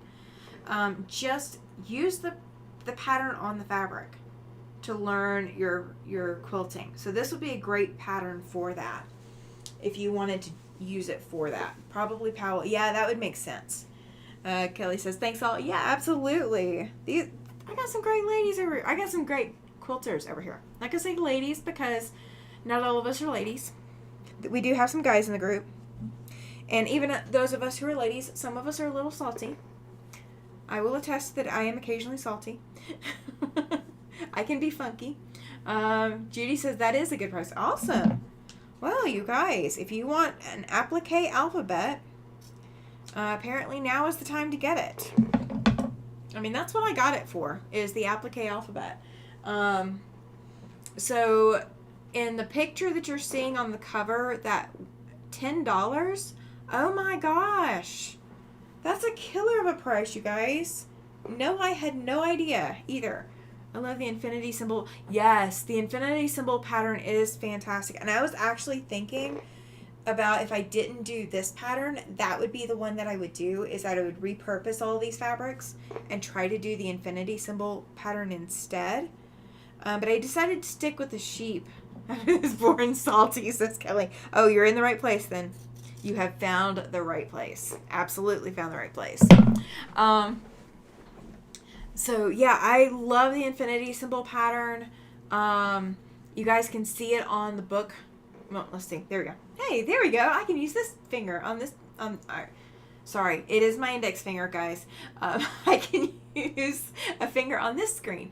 So this pattern right here, this infinity symbol that you're seeing up there, is the infinity symbol pattern that she was talking about. It is fantastic. You can actually put names in there, so it's a great wedding present. Hint, hint, wedding present, guys. The pattern on the cover that is the home pattern, that is stitched, the word home is stitched directly on there. That is hand stitching. So if you're into that and you want to do that, absolutely. The words pillow talk are applique. Now the B-A-A-A, the ba on the sheep. How did I do? Did I do that good? Did I do that good? I have no idea. I do not normally make animal sounds. But that ba on the sheep pattern is done with chenille. So you stitch the chenille down and then you fluff it. So I'm not super sure if I'm going to like that part, but I've never tried it before. And I do have the chenille, like it came in with it. Let's see, my thing just says 1 inch of snow Thursday. So we might get some snow here Thursday. I could do with getting it sooner than that, but that's okay. We will survive with it. Patricia just ordered the book. I love it. Chloe says, I love hand stitching. All right, so this sheep pattern, when they did it in the book, welcome in, Terry. She says, hello, hello. Welcome, welcome. When she did it in the book, she did it with the letters and numbers, and she did one sheep, like cutting one sheep. Or, counting sheep is the name of the pattern. The sample that I saw in store and the quilt kit that I bought is for it to be done as ba.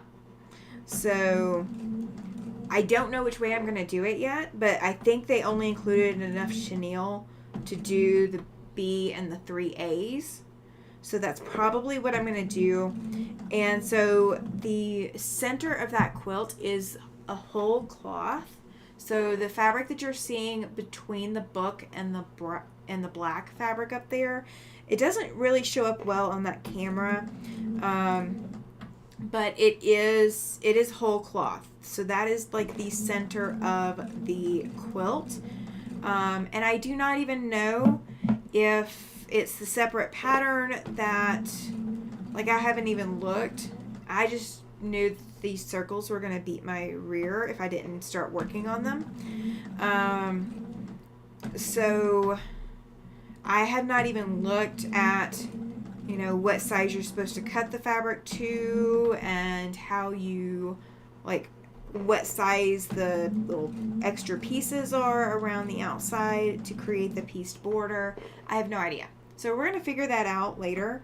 But I wanted something easy and kind of like a palette cleanser tonight. After working with so much flannel for the last 2 days, I think I was ready for something not flannel for a little bit. Because I'm going to be going back and working on that again tomorrow.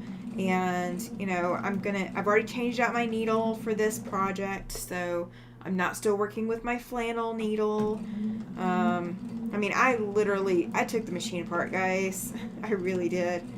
As soon as I got that done, and I had one seam that I had to go back and fix, where I got a little too close, so I wasn't going to have enough seam allowance to make sure that the quilt holds together long term. So I went back and fixed that, and then got the borders on, and can you guys believe that I actually pressed it? Well, I used a zigzag stitch to attach circles. I could either use a zigzag or I might use a blanket stitch. I haven't decided yet.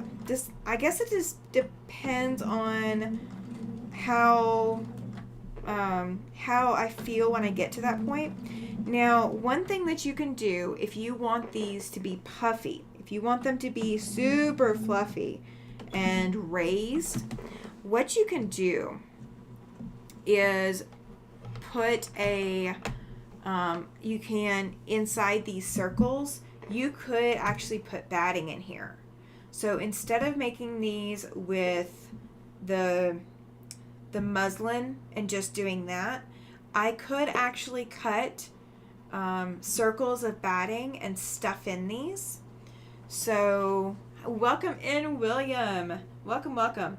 So I could stuff a circle of batting, and I do have some fusible fleece, so I could actually do that with the fusible fleece leftovers that I have from another project.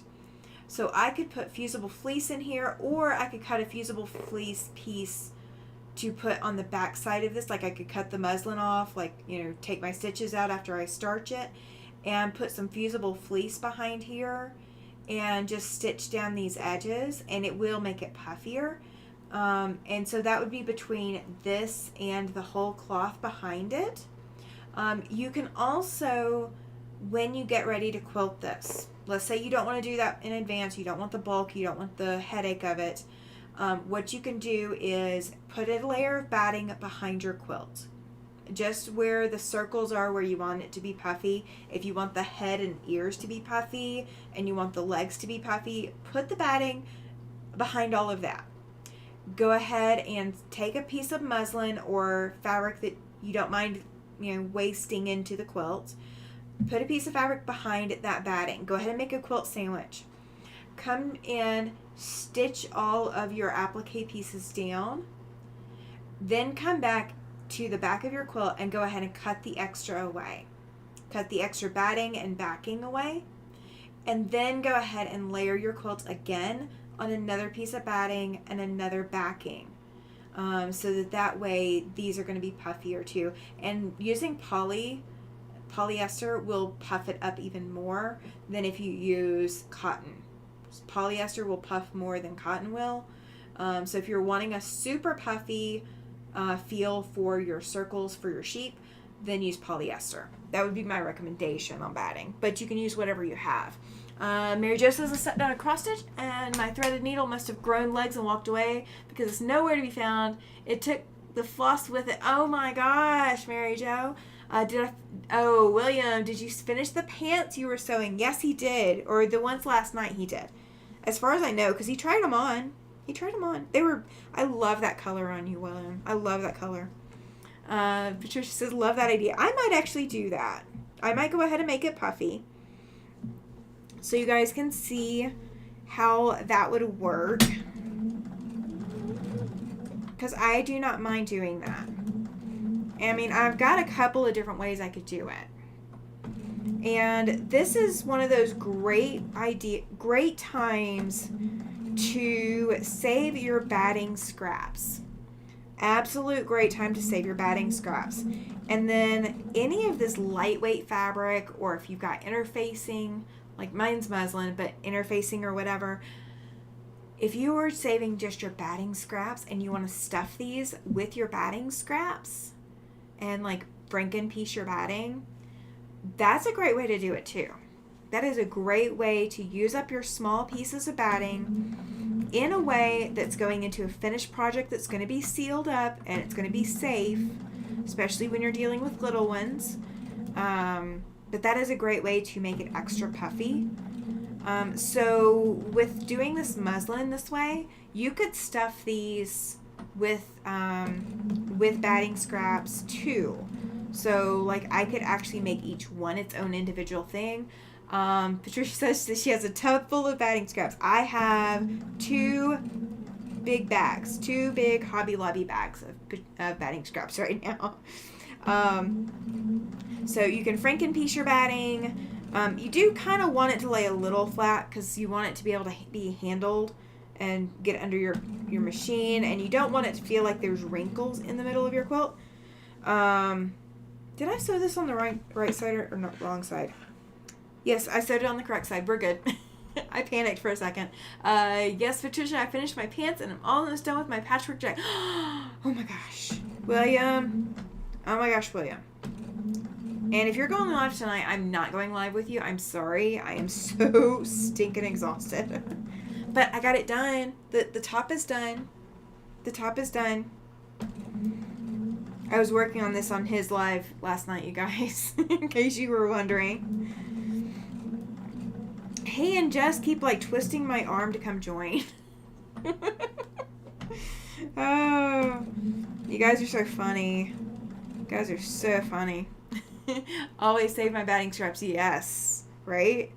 I saved so many batting scraps. I mean, some of them are from my things. Some of them are not. Like, I had somebody give me a big old bag of polyester batting scraps, and all of my batting is like 80-20 or better. Like, it's mostly cotton, but it's cotton with scrim. And yeah, somebody gave me some polyester. Perfect for this project. Absolutely perfect. All right, we're going to cut away the extra. So, William, I need to know when we are doing the zipper. Is it zippers you need help with or just the buttonholes? You gotta let me know which one you need help with. I will put it on the calendar. It's not going to be on the 19th, I can say that. Mine is all cotton, says Patricia. William are going to start Trix's coat, Judy's coat next. No. I'm in line. You guys are so funny. Oh my gosh. Judy and I were having a debate last night in the comments that you know, who gets to who William is going to make a coat for next. Cuz he's making a patchwork coat, you guys. He's making a patchwork coat. I'm not streaming tonight. I have to recharge, and usually I get a ton of sewing done on Sundays. Yeah, zippers and buttons. Okay, we can do it. We can do it. Now, do you need buttons sew on or just buttonholes? I'm asking the loaded questions now. Well, buttons. Okay. All right. Well, my pattern that I've got to do for my bag does not require buttons, but I can work that in. I can work buttons in. That is fine. I can do it. I do have a coat I need to finish. I'm still working on dishcloths, but I did get some sewing in today also. Awesome.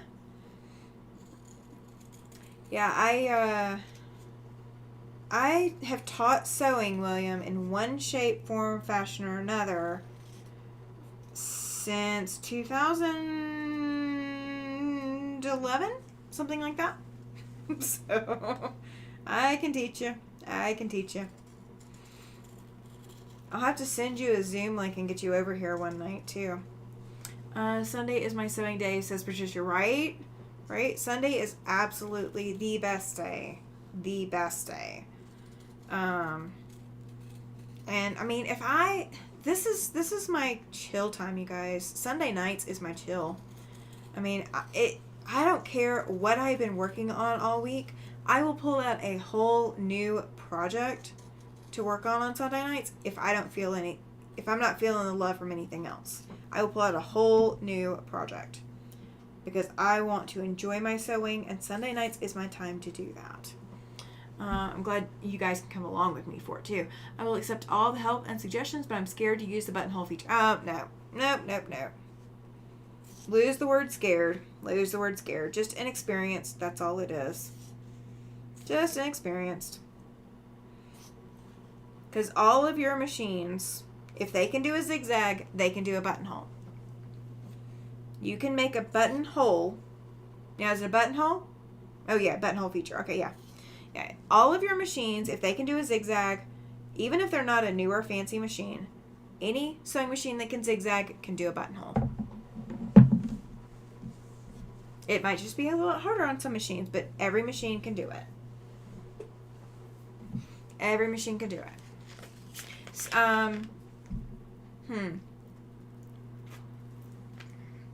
Send me the model number on the machine you're going to use. That way you don't have to like play with the camera angles and all that mess. Because we'll get you there. We'll get you there.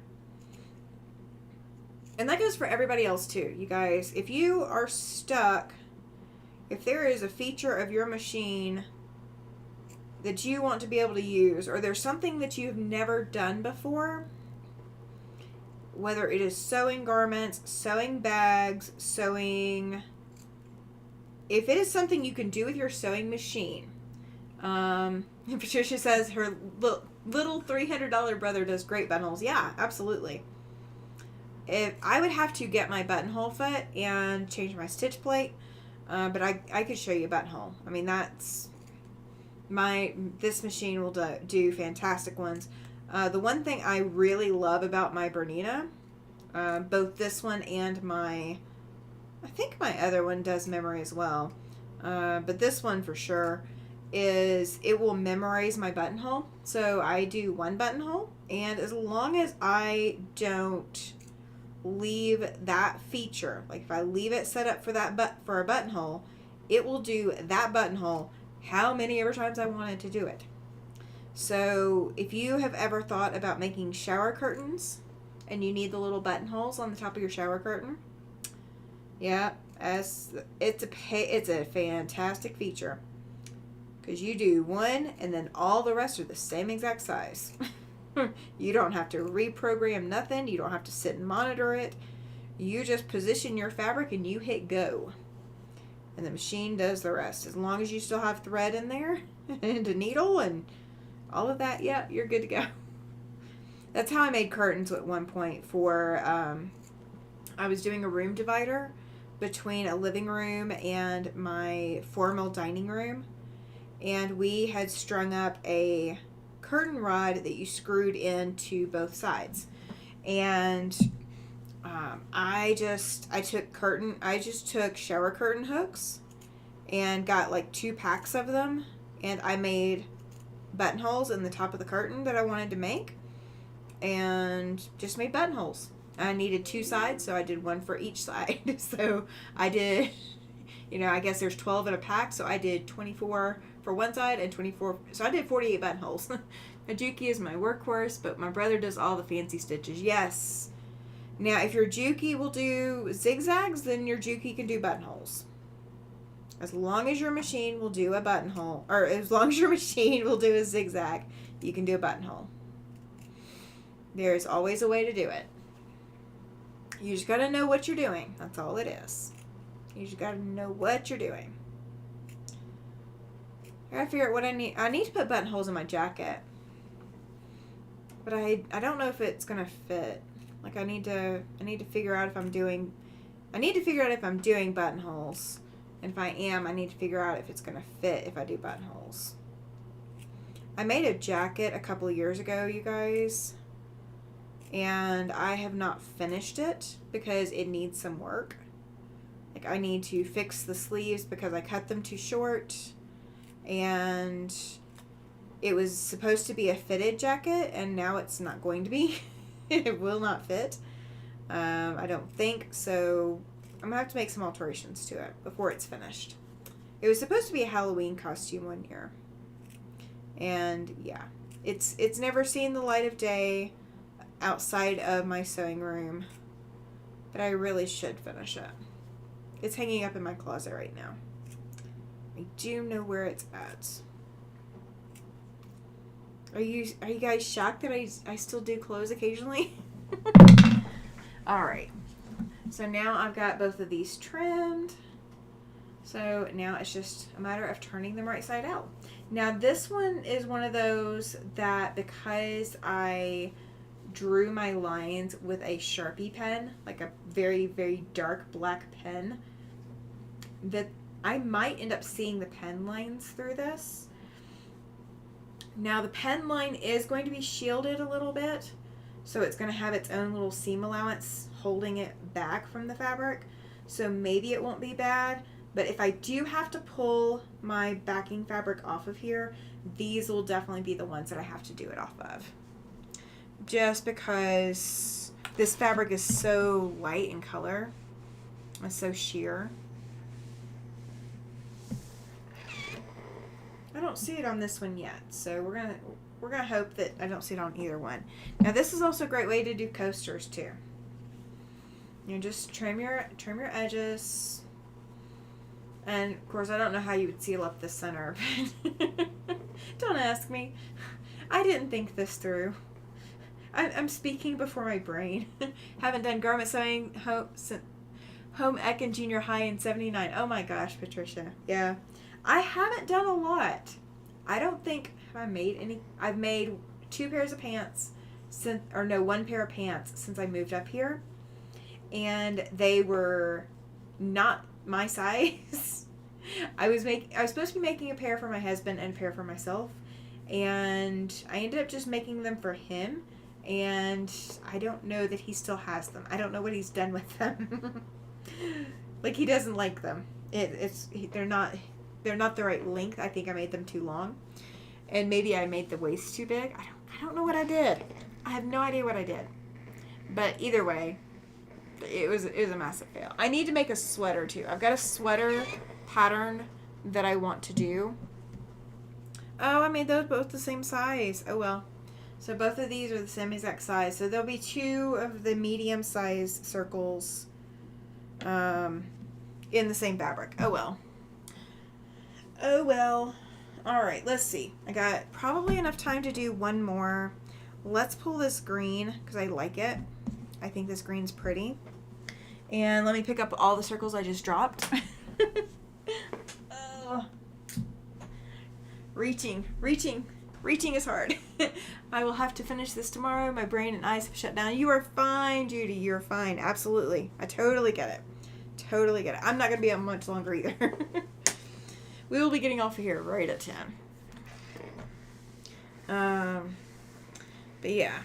Let me press this fabric out, and then we're going to do the other. I used to do a lot when my kids were young, and then dance costumes. Oh, gosh. I'm not doing dance costumes. Never. Because those used a lot of stretchy materials. Well, some of them did, depending on what dance they were in. I do not do the stretchy materials. I do not do them. Like spandex and stuff. Nope. Cannot convince me to do them. I will not do them. I refuse. They are not in my wheelhouse to do. Alright. So we're going to do 2 very different size circles this time. Just because I want to make sure that I've got plenty of room. Or like I've got plenty of multiple different size circles. I mean, I cut the right number, so like I know that this is going to work. But, yeah. I cut the right number. Or I drew the right number of circles. And no, I don't know how many circles I drew. I think 17 total, maybe? Something like that. So we're just going to go with that. Oh. We're saying goodnight, Judy. Yeah. I may have some more stuff for my scrap bin later. I may get some scraps out of these. Oh. I like these fabrics. They're very pretty. I don't have selvage information for all of them though, so I couldn't necessarily order anything. Almost everything was stretchy material and sequins and rhinestones. Those are the hardest ones to sew with. I mean, I sew pretty teal fabric, right? I love this. I love it. This is so gorgeous. So gorgeous. I could totally use some more of that. And it's more of a green. Like it's not a grass green, but it's definitely like more in the green family than a blue. But it's so pretty. So pretty. I did turn my lamp on over there so that I have a light. I didn't do it specifically for this. I turned the lamp on because it helps me stay awake better. The extra daylight looking stuff helps me stay awake better. So, yeah, I did it for that reason, but, you know, it's working for the other reasons. It's working to help me see. All right. Yeah, that was one thing I did not want to sew. I will not make swimsuits. I mean, I thought about making lingerie for a little bit, but no, there's a lot of stretchy materials going into lingerie. I want to fudge my pattern so much that I can't. You can't do it with that. You have to sew it to pattern. You have to follow all the directions, and I never got comfortable with that. Let's see, seafoam. Yes, seafoam is exactly right. Fortunately, when she was on stage, you couldn't see all the imperfections. Oh, there you go. That's the key, is not being able to see the imperfections. I do have a serger. I really, really, like, insanely really, like, it's been on my wish list. It's not on my wish list that you guys can see, because I don't want anybody spending that much money. But I do have I think it's a 5-thread. Your panel is quilted too. So much accomplished tonight. Yay! That is fantastic, Chloe. Yay! So I have a serger on my wish list that I do desperately want, but it is not in my budget.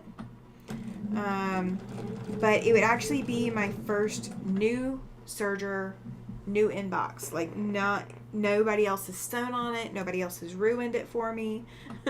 Every serger that I have ever owned has always been a second hand. Like, I've never owned a serger outright without somebody else owning it first. And I've never had any luck with sergers, because all the sergers I've owned, not only has somebody else owned it, it's usually been found at a thrift store, or it's been found at a yard sale.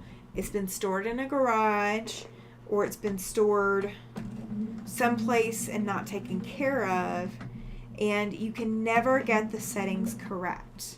Like, you can either get the tension correct, or you can get the needles correct, or you can get the blade correct, but you can't get everything. Like, you can't get everything correct. Like, the serger that I've got is supposed to be a 4-thread serger. Do you know that I cannot get the 4th thread set up? Because I can't get a second needle to work with the foot that's on it. And there were no other feet included. So I don't know if I'm missing a foot. I don't know what I'm missing. I want a serger of my own, a 5-thread serger of my own that's never been messed with. So I have one on my wish list. And it's because I do actually want to learn to make things for myself that are stretchy fabrics. The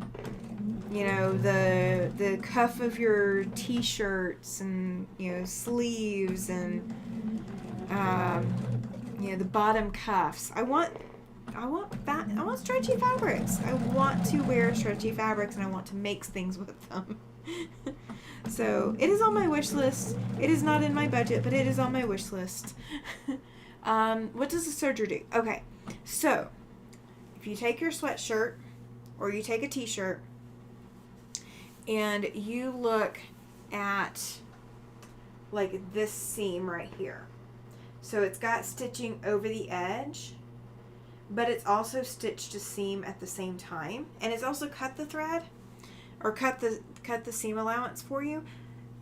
This whole seam could be done in one stitch, like one whole, like, length of stitch, and everything's finished all at the same time.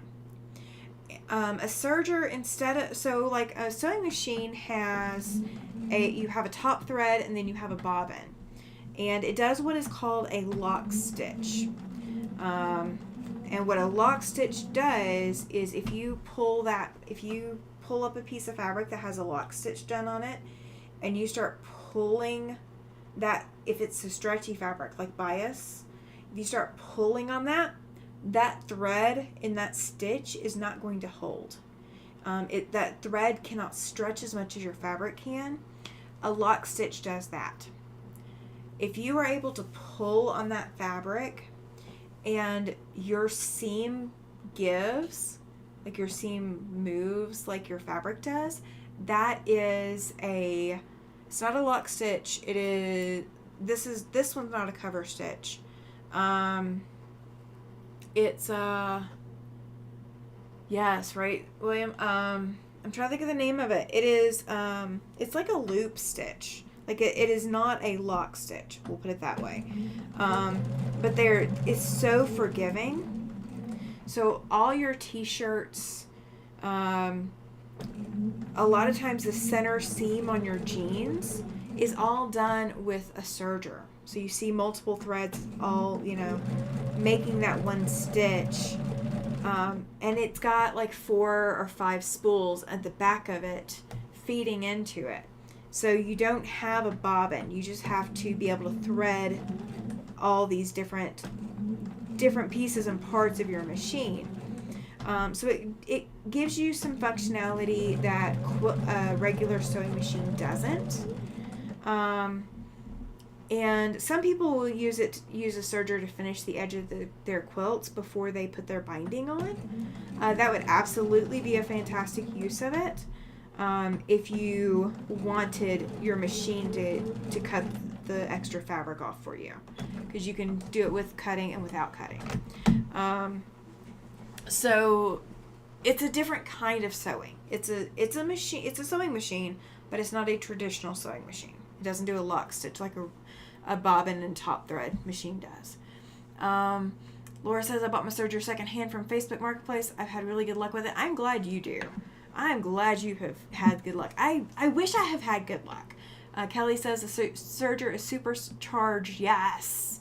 And William's got a massive amount of sewing done with his. Yeah, I mean, I would love to have a serger that, I've got one picked out. Like, I totally have one picked out. It's in my Amazon wish list, not the one that you guys can see, because, again, no, you guys are not buying me a serger. It's not happening. That's too much. It's way too much. But I have one in my wish list, and so, like, if I ever, like, win the lottery or whatever, I won't tell you that I won the lottery, but there will be signs. I will have my serger. I will have my serger. So, like, my serger that I have right now is supposed to be able to do 4 threads. I can only do 3. I cannot get that 4th thread going because there's not another needle. I mean, I can put another needle in there, but you can't thread it and use it because of the way that the foot is. So I don't know what they did.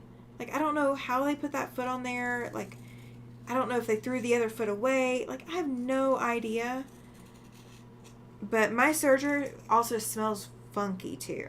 It was in somebody's garage or somebody's basement. Jess, she says, I'm a million minutes late, but hello, Teamy and friends. Yes, you are officially late. Nobody else is ever late, but you are late. I'm just kidding. I'm just kidding. You're not late. You're not late. We are doing applique circles for a quilt. So the window up to the top left of your screen has the book. It's called Text It. If you want a link to that, put exclamation sheep in the chat. There's applique letters in the book, and that is why I wanted the book. The only way that the quilt shop would sell it to me was to buy the kit. So I bought the kit, and so I've been sitting on it for a little bit, and it's finally time to sew up the Ba Sheep quilt with the quilt kit that I got. Oh, Laura says that she has a baby lock and it was only a year old when she got it. The lady bought the larger, newest model. Now that's the way to buy it. That's the way to buy it. So my serger before the one that I have now. Oh my word, curves. Oh, these are not bad. These are not bad. You're gonna see. You're gonna see. And everybody who's been hanging out can tell you. Patricia says, I'm out. Good night, all. Jackie says, I seem to be late myself. You're fine. You're fine. We're not going to be going much longer because I am exhausted. William and Jess tired me out. It is all their fault. So, I'm just trimming off the extra of the pieces that I will keep for my 1-inchy box for my scrap pile. All right, these are going in the trash, or not trash, but they're going in the stuffing pile. All right, so what we've done, so for all of you latecomers, because Jess is officially late, nobody else is late, Jess is late. All right, so what we've done is I have taken muslin and drawn the circle shapes that I need. Okay, you can do this with any applique shape. that is a closed shape.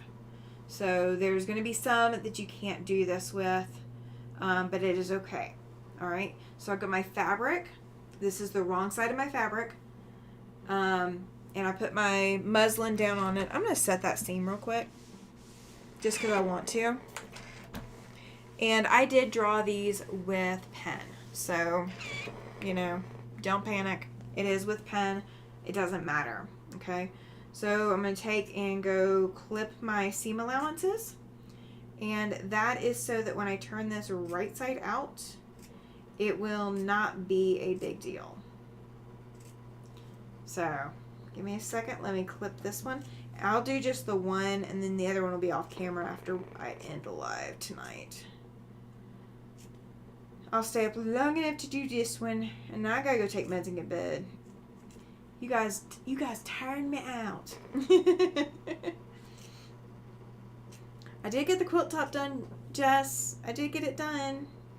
So plaid, the top is done. You'll have to watch the replay to hear why I haven't quilted it yet. Joy says a friend of mine bought herself a new serger and gave me her other one, so I didn't have to buy one. Oh, that's sweet of her. Very sweet. So my first serger, my first one, was a hand-me-down that had been in for service a few times because somebody had gotten the timing off. Well, even though it had been in for service and supposedly was fixed, it wasn't. It was not fixed.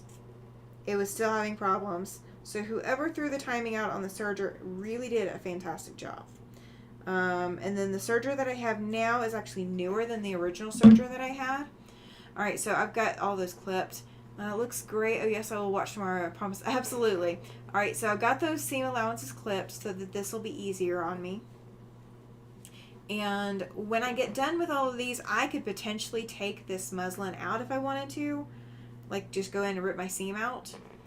But what I'm going to do is I'm going to turn this, and I'm just taking my finger because these are not sharp corners. If these are sharper corners that you need, take a pencil with an eraser end. Susan says that she's back. Awesome. I'm not going to be back for much longer. All right. So I'm pressing all of this out with my finger, just getting it as far out as I can, making sure it's as rounded as I want it to be. It's as rounded as I sewed it. We'll put it that way. I may not have sewn it completely round, but it's as rounded as it's going to get, probably. All right, so I've got that as round as it's going to be. I'm going to press it. And I'm definitely using steam. All right, so here's my circle. There's the muslin back. You can leave that in place if you want, but now you have an applique circle. If you want to take the muslin off, what I'm going to do, and this is how I do all of my applique if I don't want the extra layer, okay, is I'm going to take, and these are the ones I've done tonight, you guys, okay, so I've gotten through quite a few. Let me go to one of these, the bigger ones. So what I'm going to do is I will starch the daylights out of this. Like, I will starch it and press it, and I will starch it again and press it again. Before I come back in here, I will cut my muslin all the way to the edge, all the way, I'll make sure I'm only cutting the muslin, cut to the edge, and then I can take a seam ripper and rip that seam back out.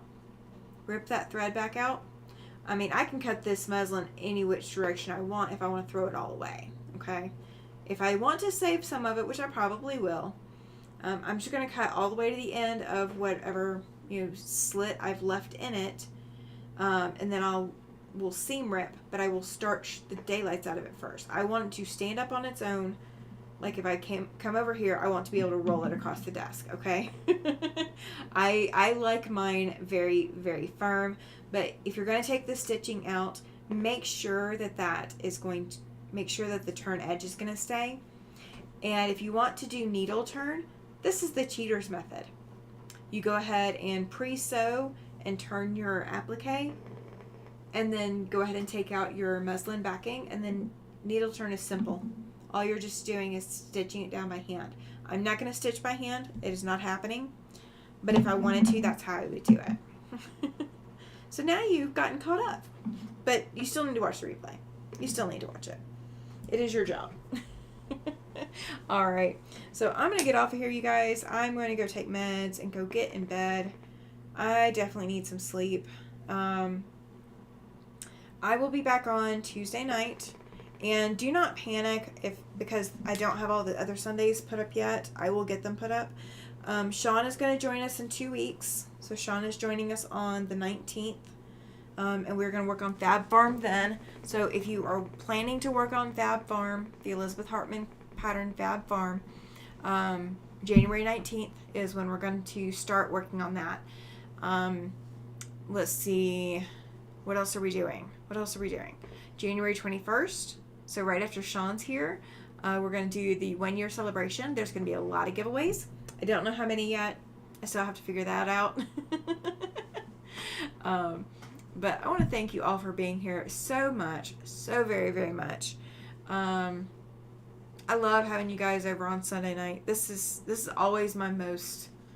This is my favorite time. Absolutely my favorite time. If I stopped any other of my lives, this would be the one I would never stop. I love this after sunset Sundays. I love it.